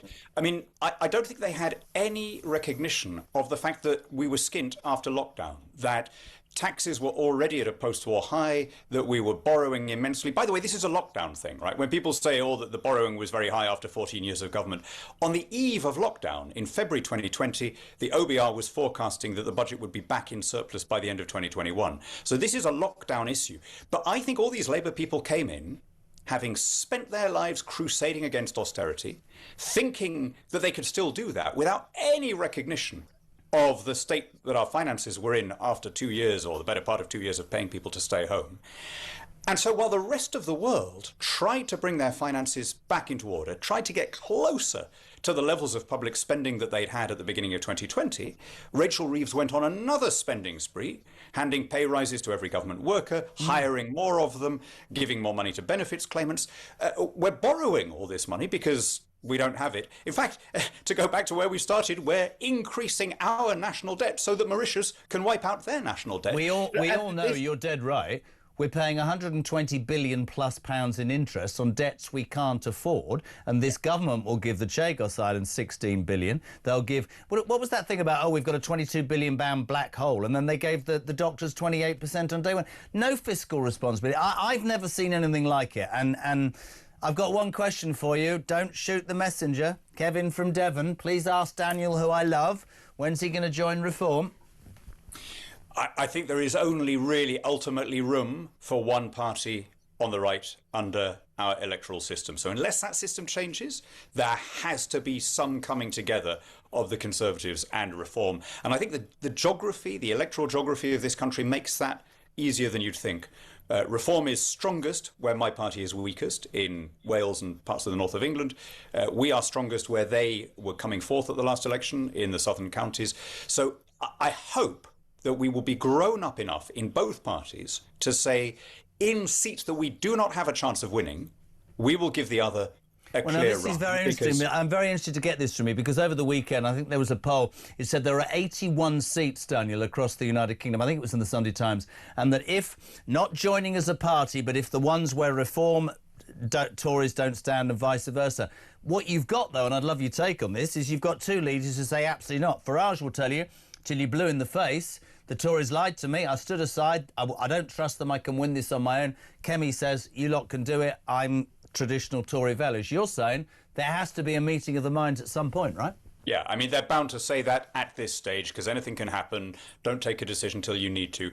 But I think people would be very unforgiving if we ended up with some continued left-wing government because people were too proud or too narcissistic to do a deal along these lines. And like I say, it works for everybody, right? I mean, if I were a Reform supporter, if I were Nigel, I'd be thinking, first of all, finding 650 good candidates is harder than anyone realises. Second, as he repeatedly says, you need a lot of people with experience in government to do the kind of big things he wants to do, replumbing the whole system, civil service reform, judiciary reform. And third, which I think is the biggest one, if you're going to take on a task of that magnitude, completely redesigning the British state, getting on top of the quangocracy, all of that, you don't want to find yourself like Starmer, where you have a majority but no mandate, where you have a majority in the House of Commons, even if you get but on a low share of the vote. But presumably that is by a series of botched... I mean, I would say that he had the perfect opportunity with that responsibility, that majority from day one, but he's... We all know what MPs are like. They start looking at their inbox, they start looking at their, how their seat might pan out, and they start changing the way they think. I'm interested in you personally, my friend. You were an MEP, you used to be close, but you used to be really quite vocal. You and Nigel had your moments. Have you changed your opinion of the man? I think he's an amazingly effective, charismatic, energetic campaigner. I think it's a real pity that his energies are, not on the same bench as my party's energies. I think together we've got more than 50% of the vote in most polls. Yeah, sure, we'd lose a bit of that. There'd be some Reform people who'd say, I'd never work with them. There'd be some Tories who say, oh, he's a megalomaniac. But if we kept a big chunk of our existing supporters, I think we would have not just a government, but a mandate for the kinds of reforms we need in this country to restore order and sanity to our public spending, to restore our sovereignty, to build up our defence, to control our borders, and above all, to restore a sense of order and purpose and meaning to the act of casting a vote. Do you think Nigel Farage will be the next Prime Minister of this country, Daniel? Well, I think the only way of doing a pact fairly would be to say whoever wins the most seats gets to be Prime Minister, or maybe you rotate it in some way, as it happens in coalitions. You get the first 2 years, we get the or whatever it is. But that's going to be way above my pay level. But I certainly think that it would be a terrible pity not to make use of the talents and the energy and the almost sleepless, sort of restless ability of that guy who, as you say, we were MEPs in the same patch for 21 years. We didn't always agree, but we always worked together. I always found him a very reasonable man to deal with. It's great to have you on. I'm sure you're a busy man. We'd love you to come more often. It was fascinating to get your insight. We really appreciate it. Lord Daniel Hannan, Conservative peer and former advisor to the UK's Board of Trade. You'll see more of him on Talk Breakfast in the coming months. 9 minutes to 9. Very quickly to London. Georgina, we got 1 minute. What's up? Well, I just want to say there's nothing in this world more dangerous, Jez, than a mother whose child is in danger. And all over the UK are mothers who are afraid of letting their children play, walk to school or the shop, or even walk to a friend's house because of the fear of them being attacked. Shabana Mahmood, despite all of her get tough talk, has not done anything to stop the problem of illegal migration. This government are globalists. They will not stop it. And moving immigrants from hotels into small villages and towns is a time bomb waiting to ignite. We don't want this government to move these immigrants around our country. We want the government to deport them from the UK. We pay the government's wages. They are wasting our taxes on people who 5% of them will be a millstone around the neck of every taxpayer in our country, and it has to stop. What they've done to our country, Jez, and our population is tantamount to treason, and we, as British citizens, have had enough. OK, listen, I don't think, you know, some people, Georgina, I'll tell you how the world has changed. I suspect that a year ago people would have gone, really? And I suspect a year later a majority of people listening to this would go, she's spot on. Thank you. To Sharon, quickly. Morning, Jez.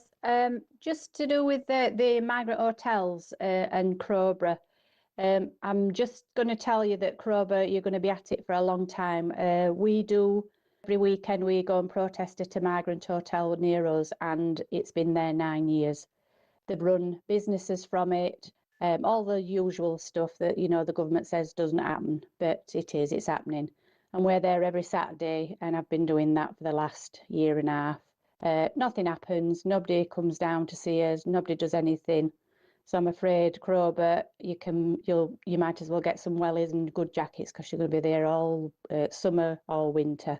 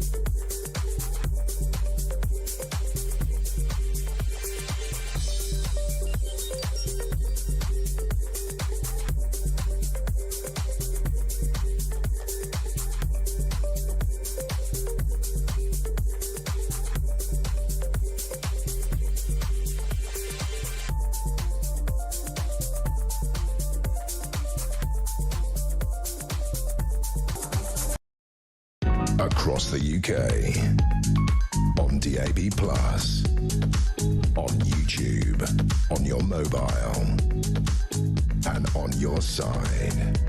This is Talk.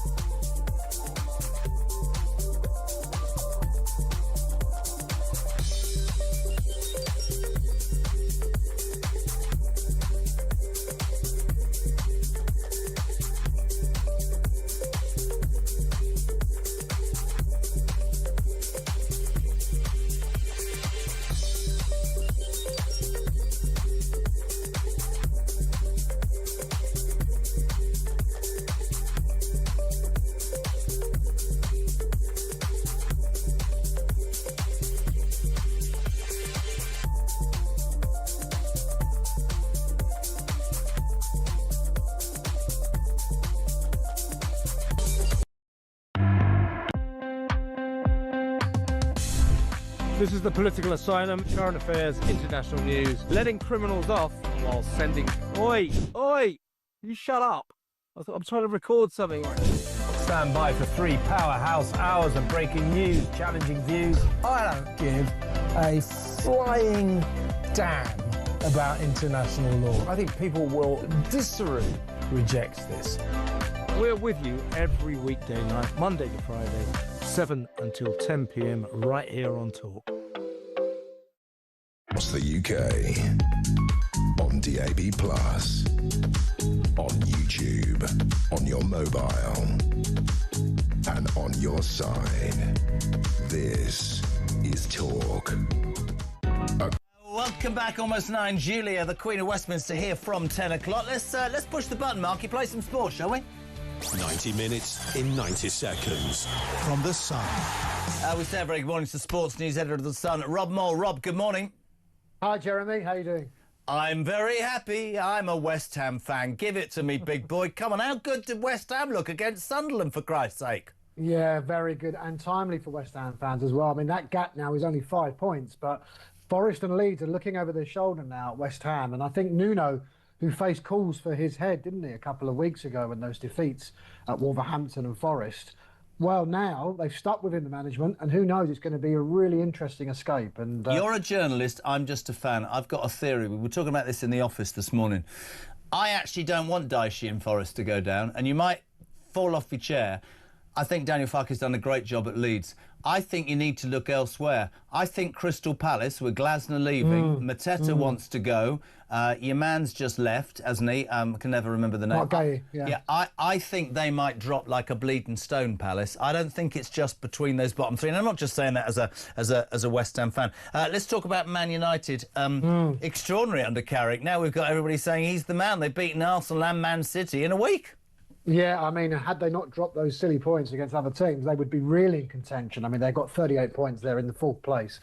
They should be in the Champions League at this rate if they can carry on. Who would have thought getting rid of a manager, changing the defensive structure would cause that solidity? But what a goal from Matthias Cunha, wasn't it, to beat Arsenal at the Emirates? The Arsenal fans were not happy, were they? They booed the team off at the end. And Arsenal's lead, which was 7 points on Saturday morning, is now 4 points from Man City and Villa. So Man United have really changed. They've actually helped their rivals Man City in that title race. Very quick question. I'd love to have more time. Do Arsenal still win the Premier League? I think so, but it's going to be tight. Who do you support?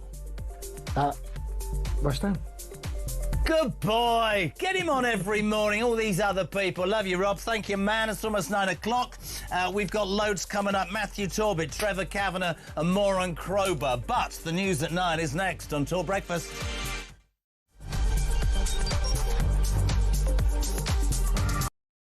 We reject! We reject! We reject! We reject! Behind me is the highly controversial location for the proposed super embassy. Tuesday is the deadline. Yes, this would be the biggest embassy in Europe if approved. If Starmer bows down to Beijing, as these protesters are saying. Behind me you can see nobody wants this. No repression at borders! We know that we have to stand up to the abuses of China.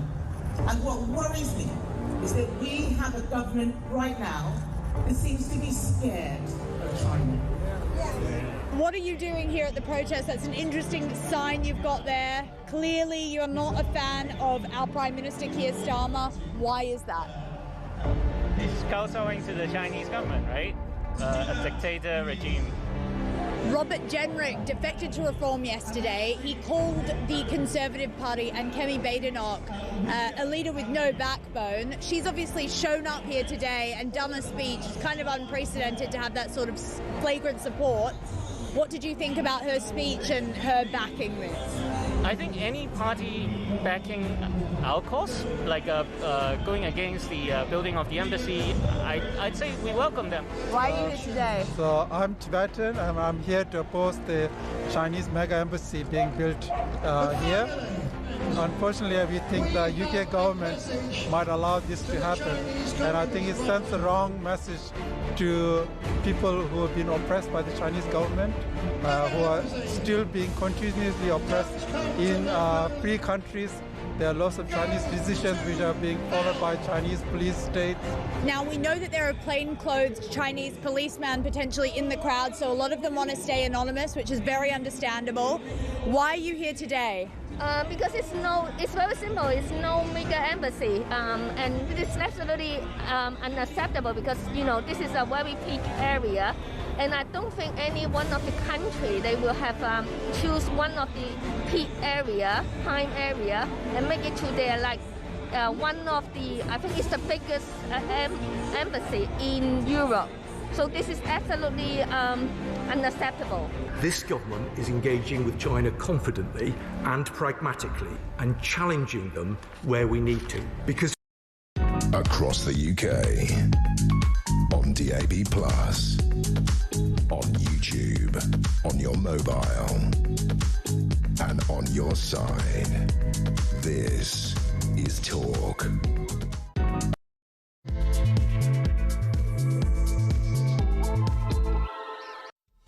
Hey, very good morning. Welcome back. Just gone 9 o'clock, hour 4 of Talk Breakfast Monday. Listen, so much going on. It's the home of free speech, common sense, and of alarm clock Brits. We'll talk the Labour Party. It's all going on. We've got Matthew Torbett and Trevor Kavanagh head-to-head. That'll be interesting.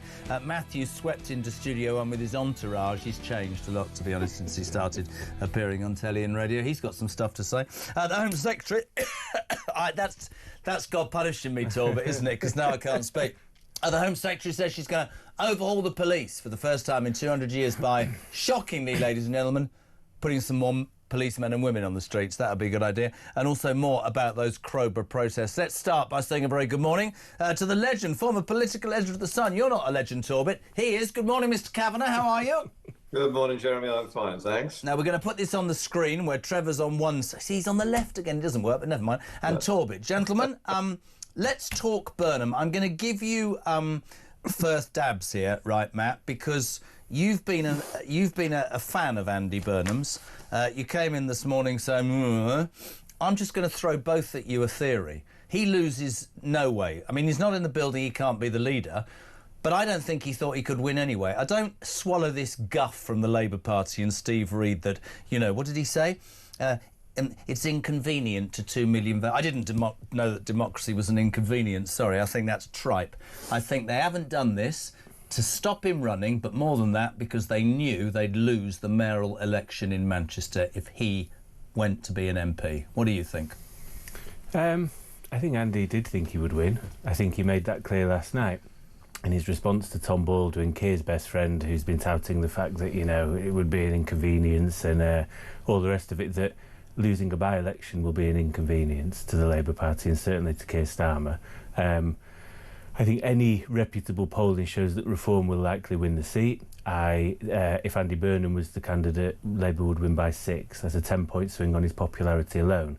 People question his popularity. Those people don't always tend to be from Manchester. He won not just every constituency, Jez, 2 years ago, he won every ward in every constituency. The man is very well liked in Manchester, despite what certain people think. OK. I think Keir Starmer signed his own obituary yesterday. I think he was gone anyway on Friday when Thingy announced his thingy, wasn't he? Because he's damned if he does and damned if he doesn't. There's one foot out of the door. What will now happen is, I think there's a strong possibility we will come third, and in fact there will be a Caerphilly effect where the Greens and Reform fight it out and we actually begin to trail as a little bit irrelevant, if you will. And I'm sick of the ineptitude. You know, there's so many U-turns, you might as well be on the magic roundabout. I don't think they will U-turn on this. And I was very clear last week to many in the media that if they blocked him on factional reasons, I would resign from the Labour Party. And yesterday, 10 minutes after Burnham being announced as being blocked, I logged on and I resigned my membership from the Labour Party because, and this isn't me throwing my toys out the pram, as certain people have said, I complained about this under Jeremy Corbyn. I didn't like the fact that if you were friends with the leadership and you had the best trade union credentials, you were selected. There is a reason why the talent pool in Parliament is so shallow, and it's because people select their friends and their cronies and who is closest to them. We never select who is best. And I'll be very clear, if this was West Streeting, he's not my sort of Labour, but he was the Mayor of London. If he's the best person, get 100 of him in. If he's the best communicator, get him in. It's not factional for me, it's about getting the right person and winning the by-election. Interesting. Your response to that, he's resigned his Labour membership, Trevor Kavanagh. Your response? Well, I'm sorry to say, Jeremy, that I agree with everything that Matt's just said. I just wonder where he's going to go after leaving the Labour Party. Is it going to be to the Greens or to Jeremy Corbyn's protest party? Where do people go, except in this case, I suspect, to Reform? I mean, what you've got now is a Labour leader, allegedly, putatively, who is actually a fugitive from and within his own party. He's a dead man walking. He's got probably 3 months to go. And once those May election results come in, which are going to be very bad and much worse as a result of all this, I think there's no way out for him. And he will be challenged one way or another, and someone will replace him before the summer. It's quite interesting, Trevor. You know, in all your years of being the political editor of The Sun, people always say to me, oh, the Labour Party doesn't replace leaders.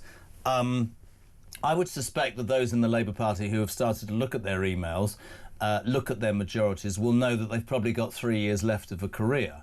And so there comes a point, does there not, where you don't have to worry about loyalty anymore, because if I'm not going to be selected for your bloody government, I'm not going to be, so I might as well stick my neck on the line. I'm going to throw something out to both of you. You can tell me no, it's fine. There's only one person to stand now, isn't there? Angela Rayner. Even I think that would be great. At least it'd be a bit of fun. Well, it would certainly be a newspaper and television story for the rest of the leadership or the survival of the Labour government. But don't forget Wes Streeting. He's got quite a lot of support. The problem is, how do you trigger it? It has to be a challenge now. And you need the appropriate number of MPs who are prepared to put their head above the parapet and say, I'm supporting this candidate in a challenge against the leader. And you pointed out that the Labour Party is very reluctant to get rid of its leaders. I remember a name from the past. Hugh Scanlon once told me it's easy to be loyal, but the test of loyalty is when the person you're supporting is in the wrong. And this is something which I think the Labour movement is struggling with. Keir Starmer has emerged not just as an incompetent and bungling Prime Minister and party leader, but now I think he's emerged as a coward. You wouldn't disagree with Trev. You've dropped that bombshell that you've resigned. Is he likely? He's likely to go. Is she in the frame? Do you think, Ange? I think they will have to coalesce round a soft left candidate, and she will be the only one that could probably get the numbers. Or is Wes Streeting a shoo-in? I wouldn't say he's a shoo-in. I think he will get about 200 MPs. I think he will get the more MPs. The problem for Wes is he would have to try and bring Angela on board in some way or another, because she will be the kingmaker. We have to also... Queenmaker. Or queenmaker. Let's not be sexist. No, quite. The membership is a soft left place, and therefore Angela may come out of that as leader. Could she get 100 votes? Could she get 100 MPs to stand against him? I think she'd get about 100. I'm going to start a campaign. Let's get Angela Rayner. But do you not think that it'd be great, my job for the next 3 years? Imagine if she was Prime Minister. You wouldn't trust her tax returns, would you? I think we could do worse, and we are doing worse. That's the problem. Well, now, Trev, that's really interesting. An ex-Labour member has just said we couldn't do any worse, but actually... than what we're doing right now. In your experience, did you think it would be as bad as it's been, Trevor Kavanagh? No, and I must admit that I was pretty pessimistic from the outcome. I've known Keir Starmer since he was Crown Prosecutor, State Prosecutor, and I've never had a very high opinion of him. But frankly, I was surprised that they ever chose him as leader of the party, because he is such an uncharismatic man. I mean, he's totally devoid of charisma and articulacy. And when you see people like, for instance, today, Danny Alexander, the Scottish Secretary, standing up and trying to defend the decision of the NEC yesterday, this is a man who's totally in charge of his brief. Starmer, who used to earn £1,000 an hour as a silver-tongued QC, almost cannot muster a sentence to defend either himself or his government. So, yes, anybody is better than Keir Starmer. And I do believe you're right that Angela Rayner has emerged as a person who's either going to influence the result of the looming leadership election, or make it herself.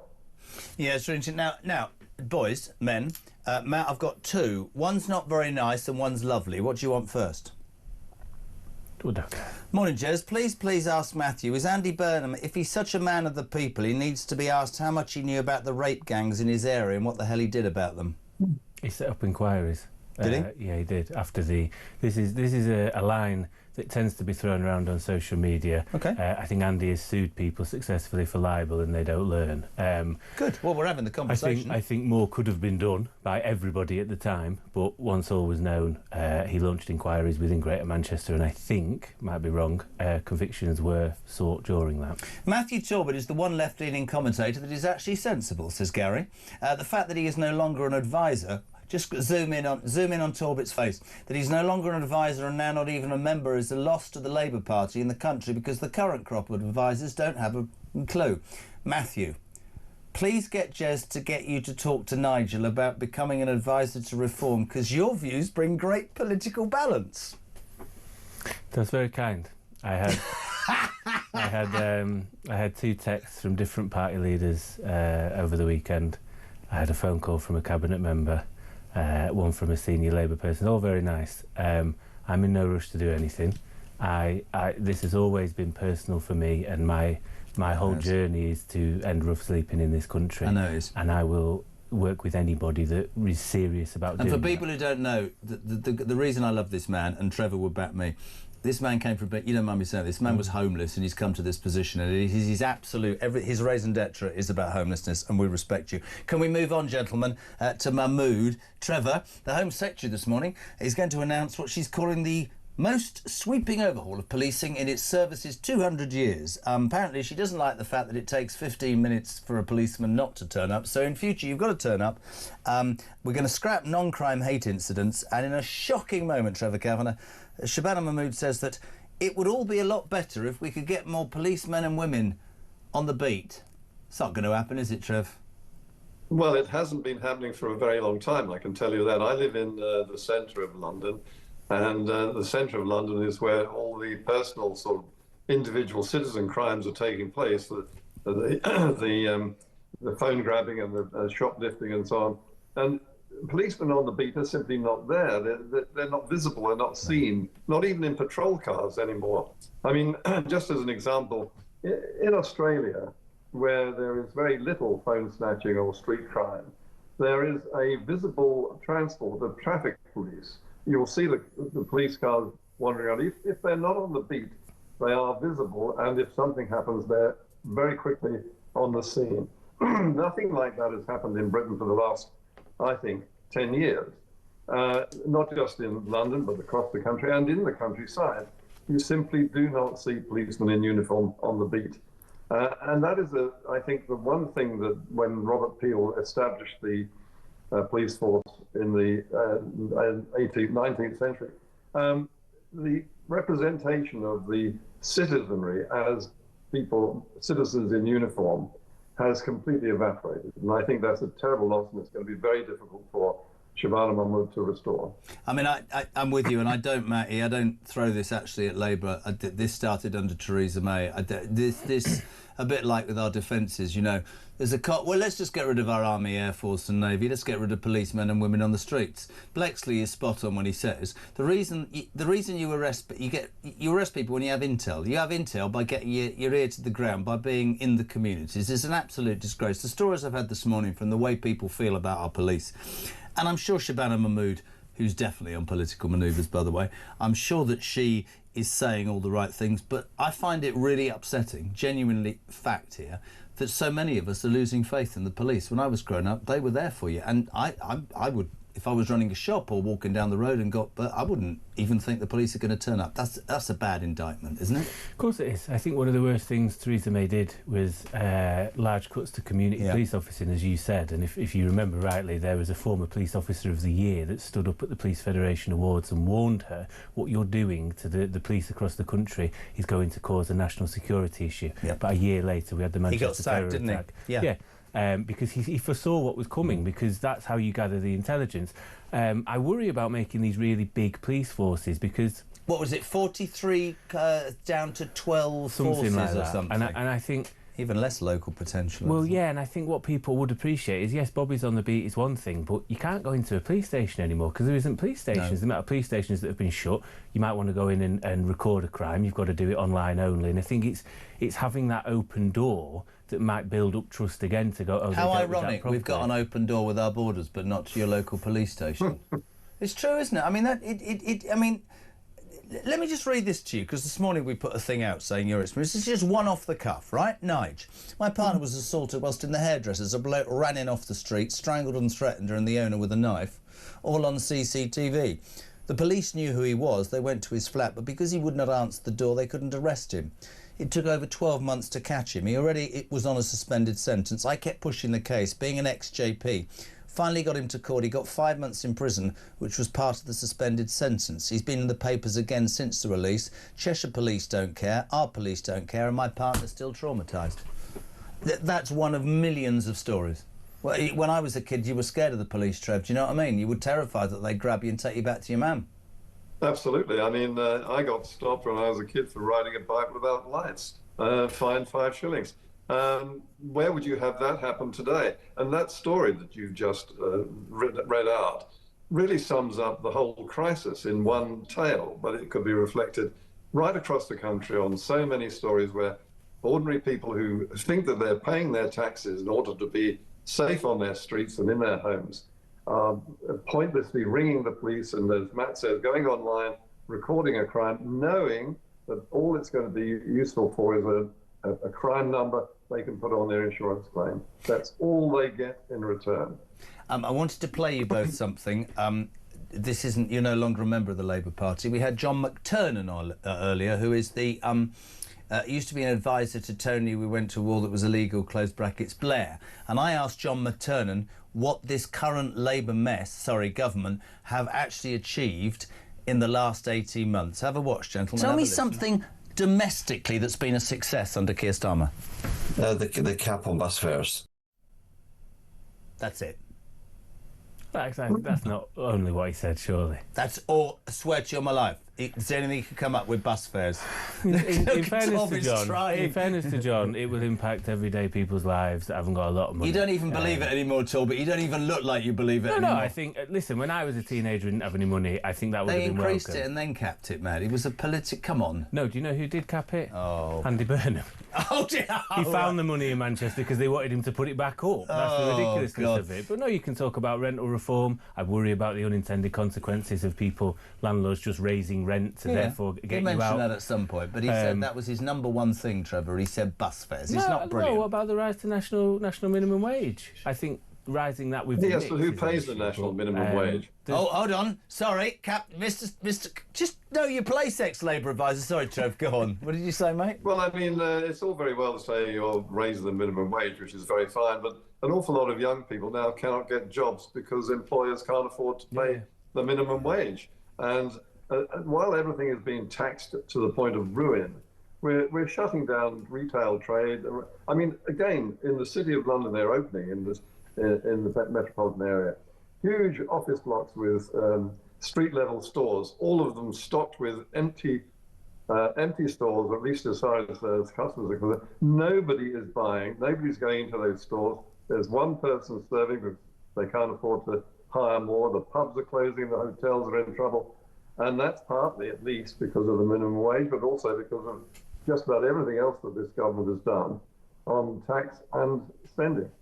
I want to finish with what for many is the one issue that they talk about repeatedly. Crowborough this weekend, we sent our reporter Samara Gill down to that village, 20,000 people, small town in East Sussex, where over the weekend the first 27 batch, so it makes them sound like a drink, doesn't it? Batch of 27 migrants moved into the site overnight, Trevor, on Friday.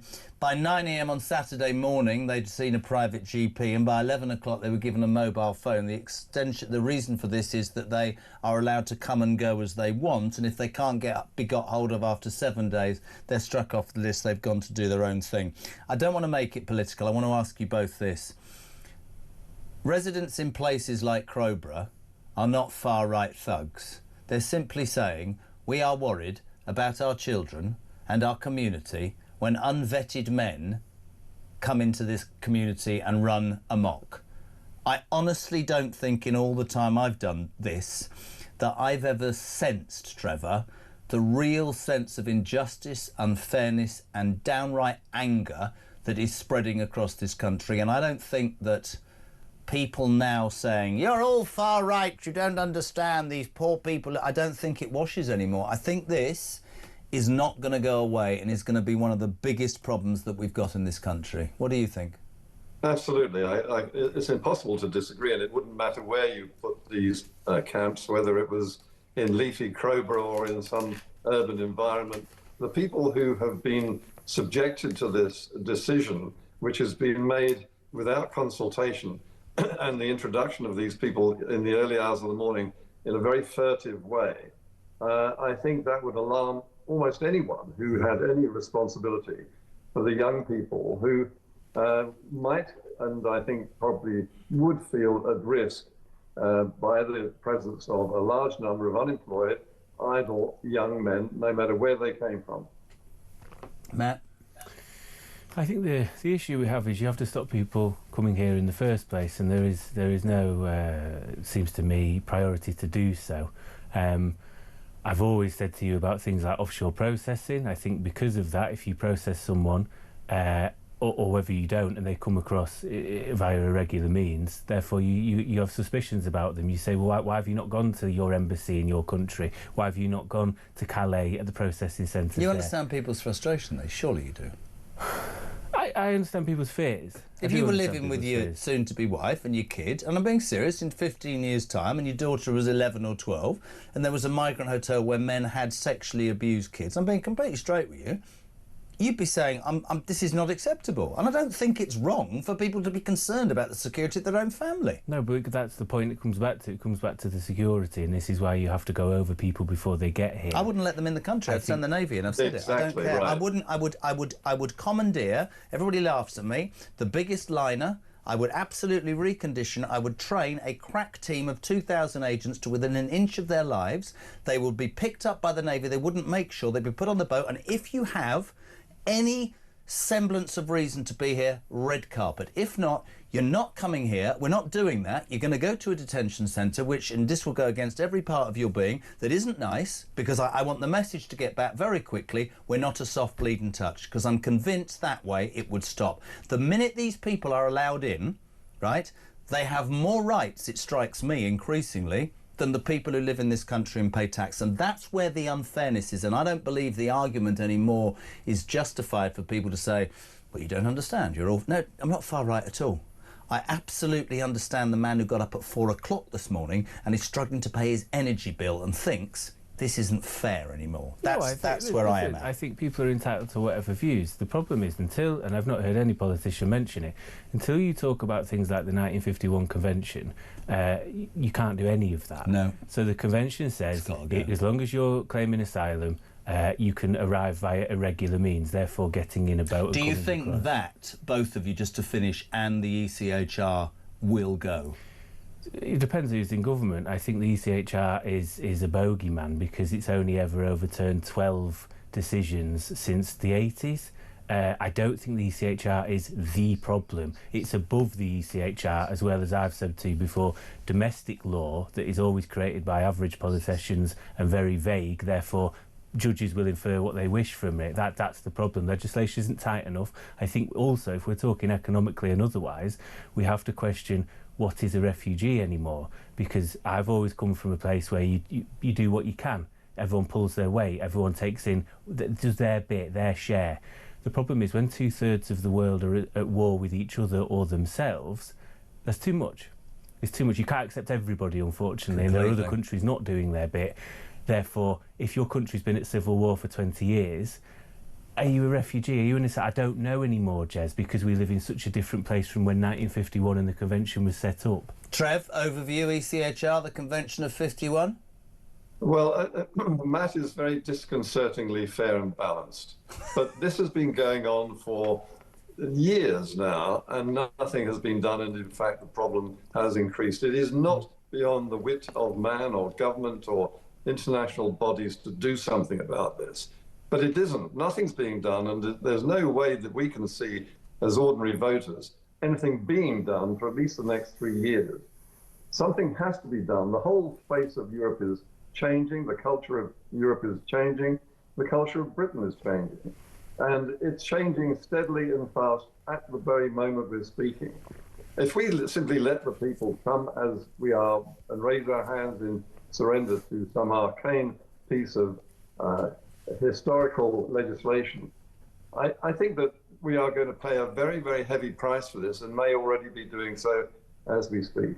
I love having you on.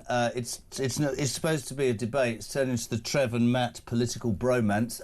Finally, Matthew Torbett, we're mates. I'm going to give this to you because this guy has taken the time to write this because he wants me to read this to you. He says, I'm in Alicante. I love Matthew Torbet. I want to ask him a question. How can any damn politician in any government sleep at night with a conscience when British people, and I've been there, you know this, Matt, you've been there, are sleeping in shop doorways whilst illegal immigrants are getting warm hotel rooms, free medical care and food? It makes my blood boil. It doesn't affect them. They haven't had to experience it. If I was to be really cynical about some people, they don't care. I think they think the veterans line or whatever is a sort of far-right anomaly or whatever else. Truth is, homelessness, even post-Tories, is going backwards. Every month we have more rough sleepers. Every month we have more families in temporary accommodation. We have children growing up with lower life expectancies and doing poorly at school because they're stuck in a B&B eating off their lap on the end of a bed in a hotel every night rather than playing out with their friends, playing PlayStation, whatever the things kids should be doing. They don't care. I worry that lots of people don't care and that people don't listen. And this is one of the reasons, it's not Andy Burnham, I have tried professionally through my work and personally through messaging ministers to please do more on rough sleeping. Would you echo that, Trev? Well, I think that this, and I'm sure Matt would agree, is a very deep-seated and long-standing and long-growing problem dating back probably to the 60s, with the way that family breakdown, the nuclear family, the one-parent family, and all the problems of marriages. I mean, the failure of governments to stand up for the institution of marriage.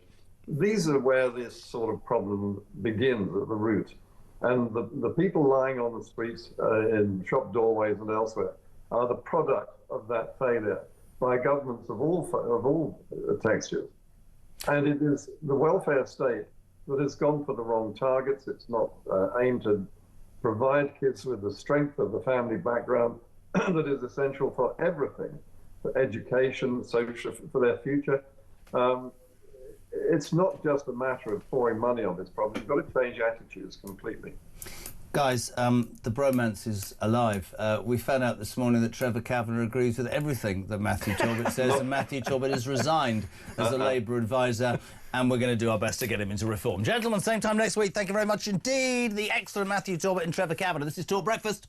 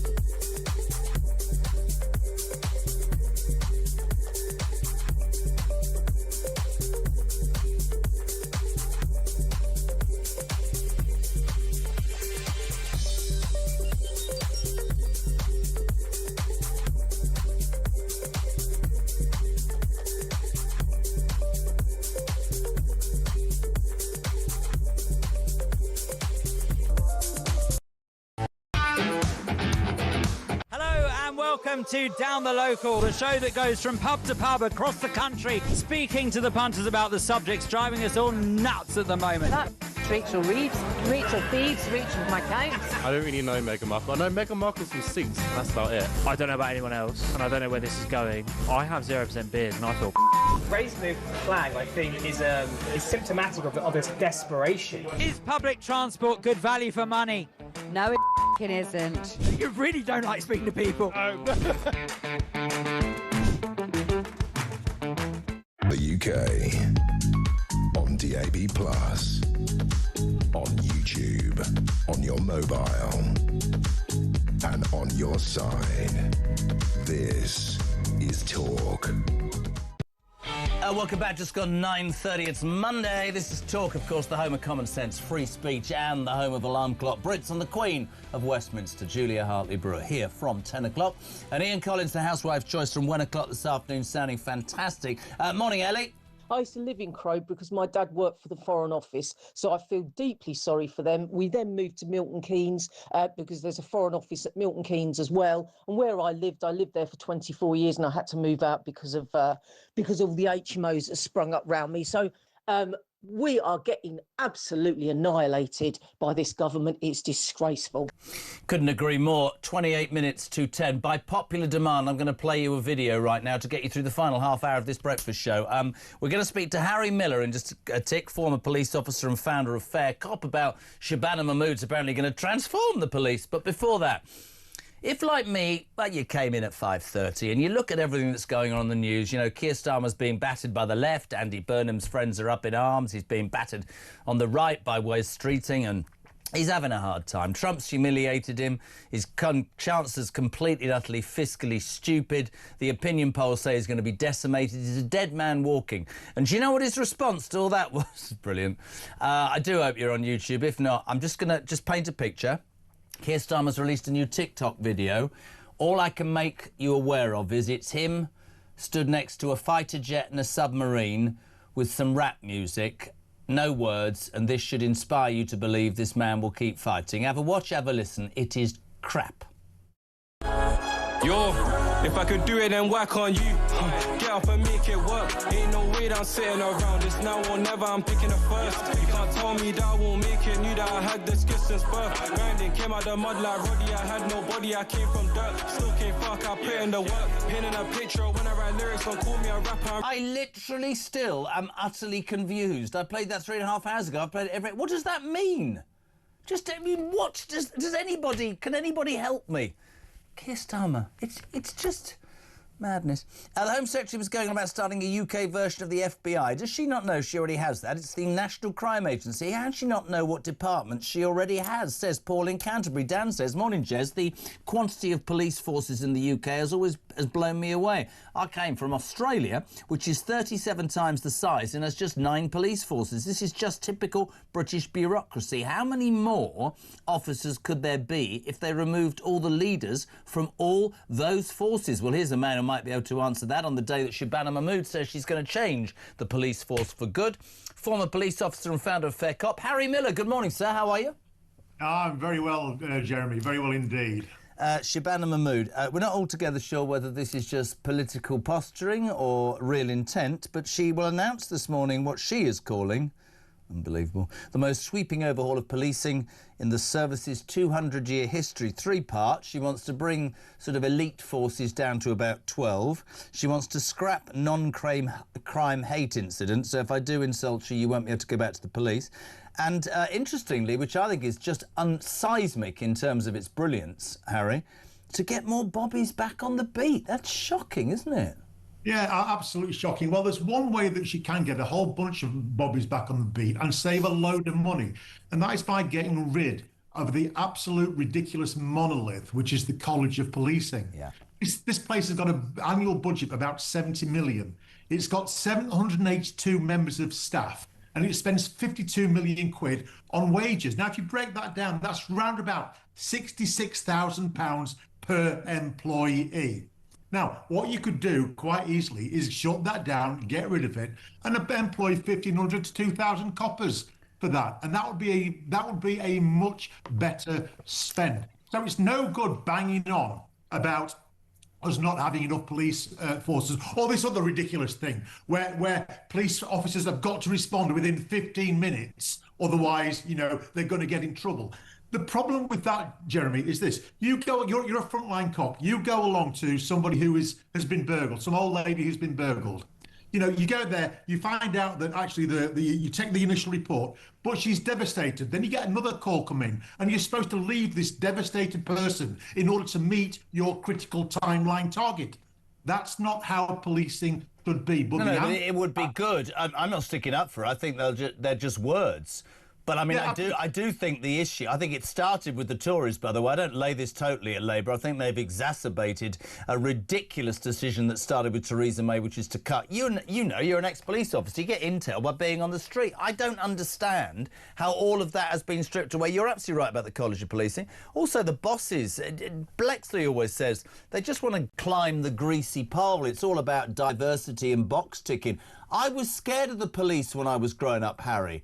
I see people laughing at the police now. The whole thing's changed, mate. Yeah, absolutely. There needs to be a healthy respect for the police. Now, one of the problems that we've got, Jeremy, quite honestly, is this obsession we have with so-called neighbourhood and community policing. We saw this with the debacle in the West Midlands, where it turned out that the chief constable there, part of his interview panel was the local imam from the local mosque. And then, of course, we found out that the same group of people, the same group of radical Muslims were placing pressure on him and his force to ban the Israeli football team.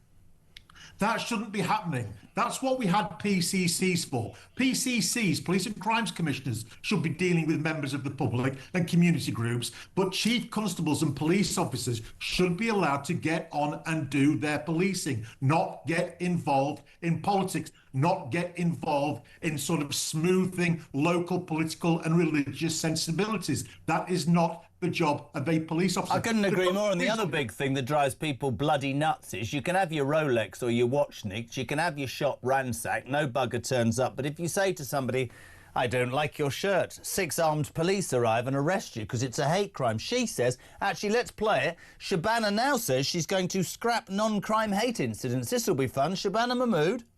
I think that if the police are seen to be going after perfectly legal tweets, it does cost confidence, and the public does think, well, hang on a minute, exactly as you say, somebody nicked my phone the other day and no one cared, but somebody tweeted maybe about women's rights or something else that's, you know, part of the so-called culture war, and then suddenly the police are all over it. That I think even policing leaders have recognised does cost confidence in policing. So you want to stop them policing people's behaviours?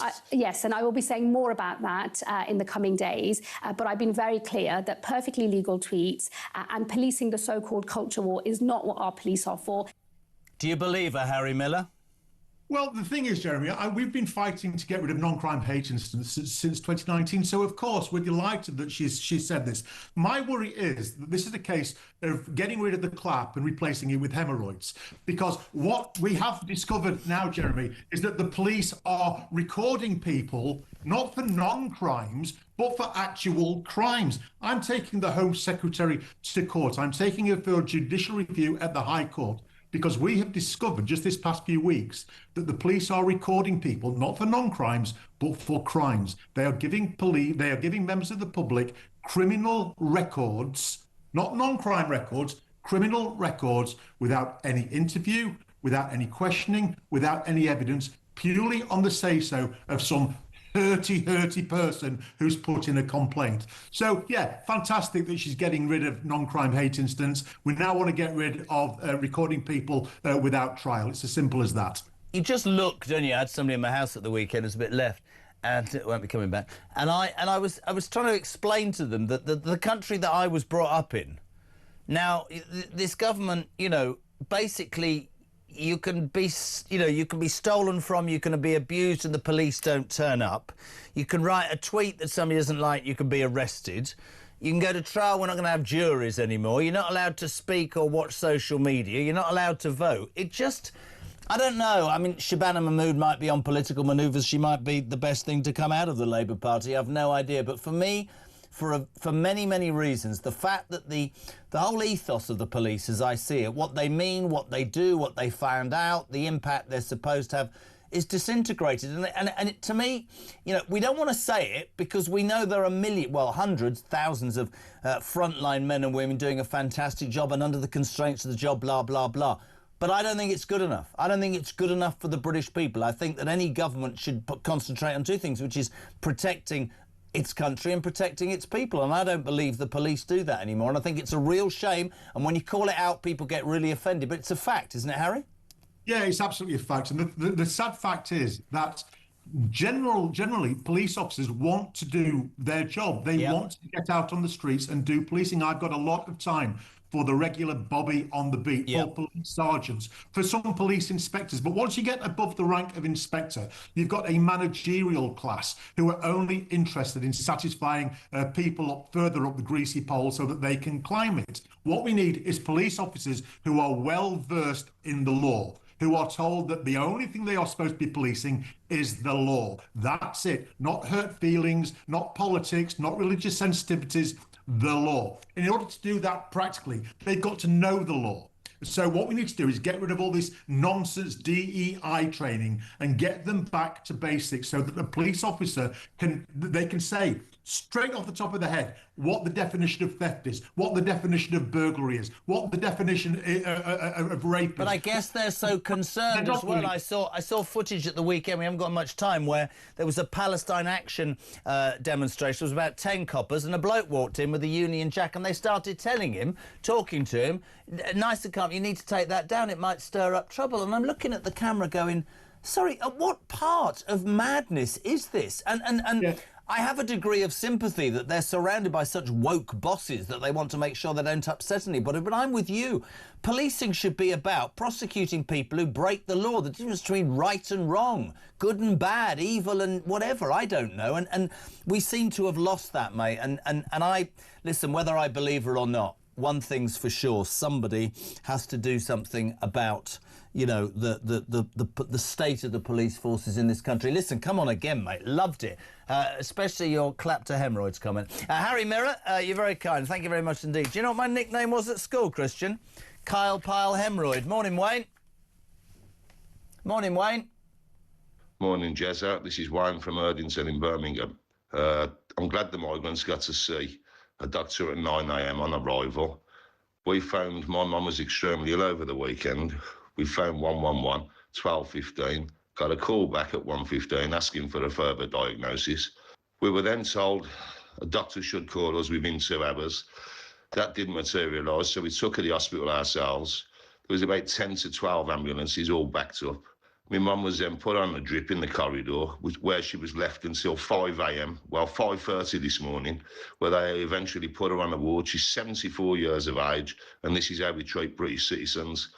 The system is falling apart, Jezza. The hospital's a bloody disgrace. Broken Britain, mate. Seen it firsthand. I'm appalled. Keep up the good fight, guys.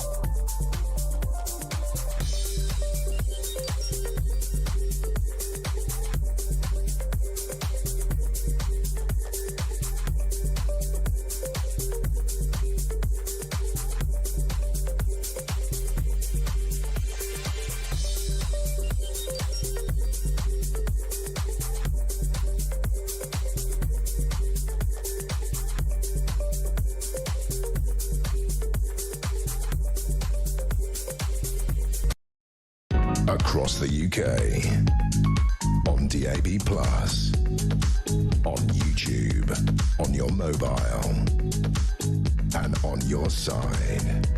This is Talk. Welcome back. Just gone 10:15. Julie here from 10 and Ian Collins sounding great from 1 o'clock this afternoon. Talk Breakfast is on. Keep those voice calls or even notes coming. 0344 419 1000 and your text 87222. Ernie says, Jez, I think the police should give the children of Crowborough a police escort to and from school every day until all of these men have been processed and we know who they are. Well, that's not going to happen. Debbie says, conversation about Angela Rayner. It's unbelievable. So you can avoid paying tax and end up potentially as the next Prime Minister. You got it. Milton Keynes. Paul, your Conservative guest, Lord Hannon, is in cloud cuckoo land if he thinks reform will share the government with the Tory party. Farage has learnt his lesson with his dealings with dodgy Boris. Morning to Jeff. Hello to Tina McCarthy. Morning, Jess. If the illegal migrants have to go somewhere, they should be put in internment camps, i.e. not let loose in the communities. Why can't this happen? Tina in Staffordshire. Jane, good morning. Jez, did you say Iris is 2? Seems like a year ago she was born. Where does the time go? What sort of world is she growing up to? No, she was born 2 years... I know. No, absolutely. I worry about it every single day. This is interesting. Julian, welcome to Britain, where our children are locked into their schools with CCTV and high fences, and where illegal migrants are free to roam the streets to commit whatever crime they like because the police are too busy trawling social media to sue people for hurty words. As for this new FBI, we've already got FBI. It's called Facebook Investigators. 12 minutes to 10. One of the crazy stories in the Mail this morning. Crazy beyond... It's the sort of thing as a father that said, well, and me and Christian the same. Ready for this?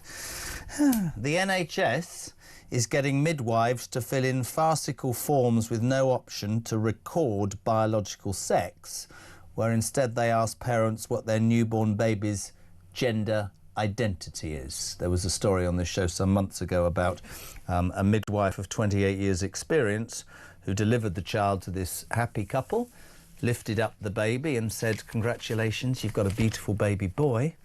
They complained. She got a written warning because apparently it's not for her to determine the sex of a baby. When I did Drive Time, this lady came on all the time. We say a very good morning. Such a great group. Director of Campaigns at Sex Matters, Fiona McAnena. Hello, can I do it? Hey, McAnena, how are you? How are you? I'm well. Yes, hello, Jeremy. What's happening, mate? Forms to not even say the sex of a baby. What? I can't do it anymore. Well, this has been going on for years. And, you know, this specific problem about not properly recording a baby's medical information was flagged to the NHS more than 2 years ago. And again last year, we wrote to the Secretary of State for Health. We keep saying you cannot just import this American software and embed it in our health service. It's full of this kind of nonsense, and yet they're still doing it. And this story at the weekend is because yet another midwife has said, I'm being trained to do this, to record this information. And there's a very serious problem because it gets in the way of proper information. You know, you might say, what does it matter? Maybe they'll leave it blank. But I heard a story last year about the premature baby unit in a hospital where you've got very sick babies born early, and all this information all these fields of data are there to be filled in. And what was missing was how premature they were, their gestational age. And that is the single most important thing for a baby that's born before full term. So this is really putting, you know, babies' lives at risk. It's not just woke nonsense. It's actually a distraction from proper health care. I think that's a very serious side, but the whole concept. I mean, you heard me tell that story about the midwife, you know, officially warned for daring to say you've got a baby boy. We all know if we look at forms nowadays, there's 730 genders and 800 religions, and we seem, and probably just because I do this show, Fiona, but we seem so intent under this government and increasing governments, I have to say in the past, to be so obsessing about things that really don't matter. He's talking about the police, that we forget to arrest people for committing crimes. We forget to deliver great NHS service because we're more interested in not offending people's rights. That poor bloody nurse Jennifer Melley last week that we followed, the lady who dared to misgender a convicted, can I say it again, paedophile, kiddie fiddler, called him Mr, and she spent 2 years trying to keep her job. Where does it end, mate? Seriously. Well, I mean, the thing that you know, is particularly worrying is how it impacts all of us when the health service is riddled with this stuff. You know, and there are endless stories about nurses being made to share changing rooms with a man. It seems like as soon as that man says he feels like a woman, nothing matters except his demands and his feelings. And not just the ones that have been at employment tribunals, the ones that have been on the news. I've heard of many other cases. I've spoken to other nurses myself. So all of this stuff is really embedded in the health service, and we need a serious attempt by the leadership of the health service to root it out. It's interesting, actually, the leader of the health service is too busy, you know, walking around trying to become the next Prime Minister of this country and do one on Starmer. One of the other, I mean, for him, nothing to do with you, but the puberty blockers thing, I think, is one of the biggest disgraces in the history of the world, to carry out testing on 8-year-olds from disadvantaged backgrounds at the age of 8. So much is frightening, isn't it? And Sex Matters does such a brilliant job. And if I said to you, just for people tuning in now, because we've spoken lots, what's the remit for Sex Matters? What's the most important thing to your organisation? Well, we're trying to point out that sometimes in life, sex matters, whether you're male or female, cannot be ignored. Health care that we're talking about is a really good example, but there are many others. Prisons, you know, any kind of services for women who've been victims of male abuse. So we're just saying everyone's rights matter, and sometimes that depends on whether you're male or female. Let's make sure the laws that stipulate that are properly followed. The laws are fine, Jeremy. It's just that people are not doing it. Do you think that pressure, be it, you know, same-sex changing rooms, be it nurses, what this story about, you know, you can't fill in a form and say male or female because that might upset the parents, or the child's right, it's 3 hours old and it's probably got more rights than the parents. Do you think that this madness will start to ebb away? Do you see any sort of change on the horizon, Fiona? Yes, I think most people realise that it's not popular. They know that it's important that you have to be able to talk about who's male and female. The woke stuff isn't popular. And so it just takes a little bit of leadership and courage. But I think we will see a snowball effect. It would be great to see the government publish the guidance from the Equality and Human Rights Commission. That would help. So many organisations are just waiting and being cowardly, and they're sticking with the herd. But when people are bold and they do the right thing and follow the law, they get praise for it. It's welcome. So I do think we'll see more of that. But it would be really nice if the government would do the right thing and you know, back the law. To me, it's really simple, and not just because this is what this station is built on. It comes down to common sense, and we seem to have got to a point where common sense has gone out the window. But your organisation is fantastic. We love working with you. Thank you so much indeed. Fiona McInerney, Director of Campaigns at Sex Matters. Hey, yeah, I've done it before. Jez, listen to Becky's story, right? We're talking about the NHS, right? I had a hospital appointment last week. I had a text message to tell me that it would cost the NHS 177 quid if I didn't turn up for my appointment. I sat there from 1:10 to 2:15 waiting to see the doctor, and guess what? He cancelled the clinic and not bothered to tell anybody, and I lost more than 177 quid by not going to work. Welcome to Great Britain, Peaks, 5 to 10.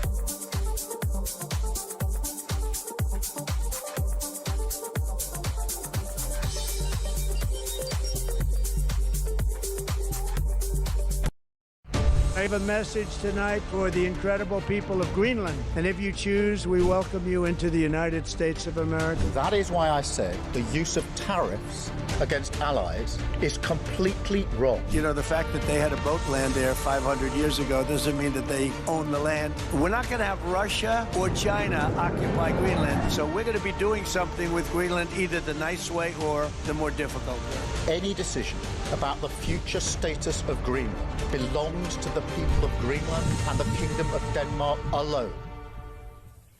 the UK.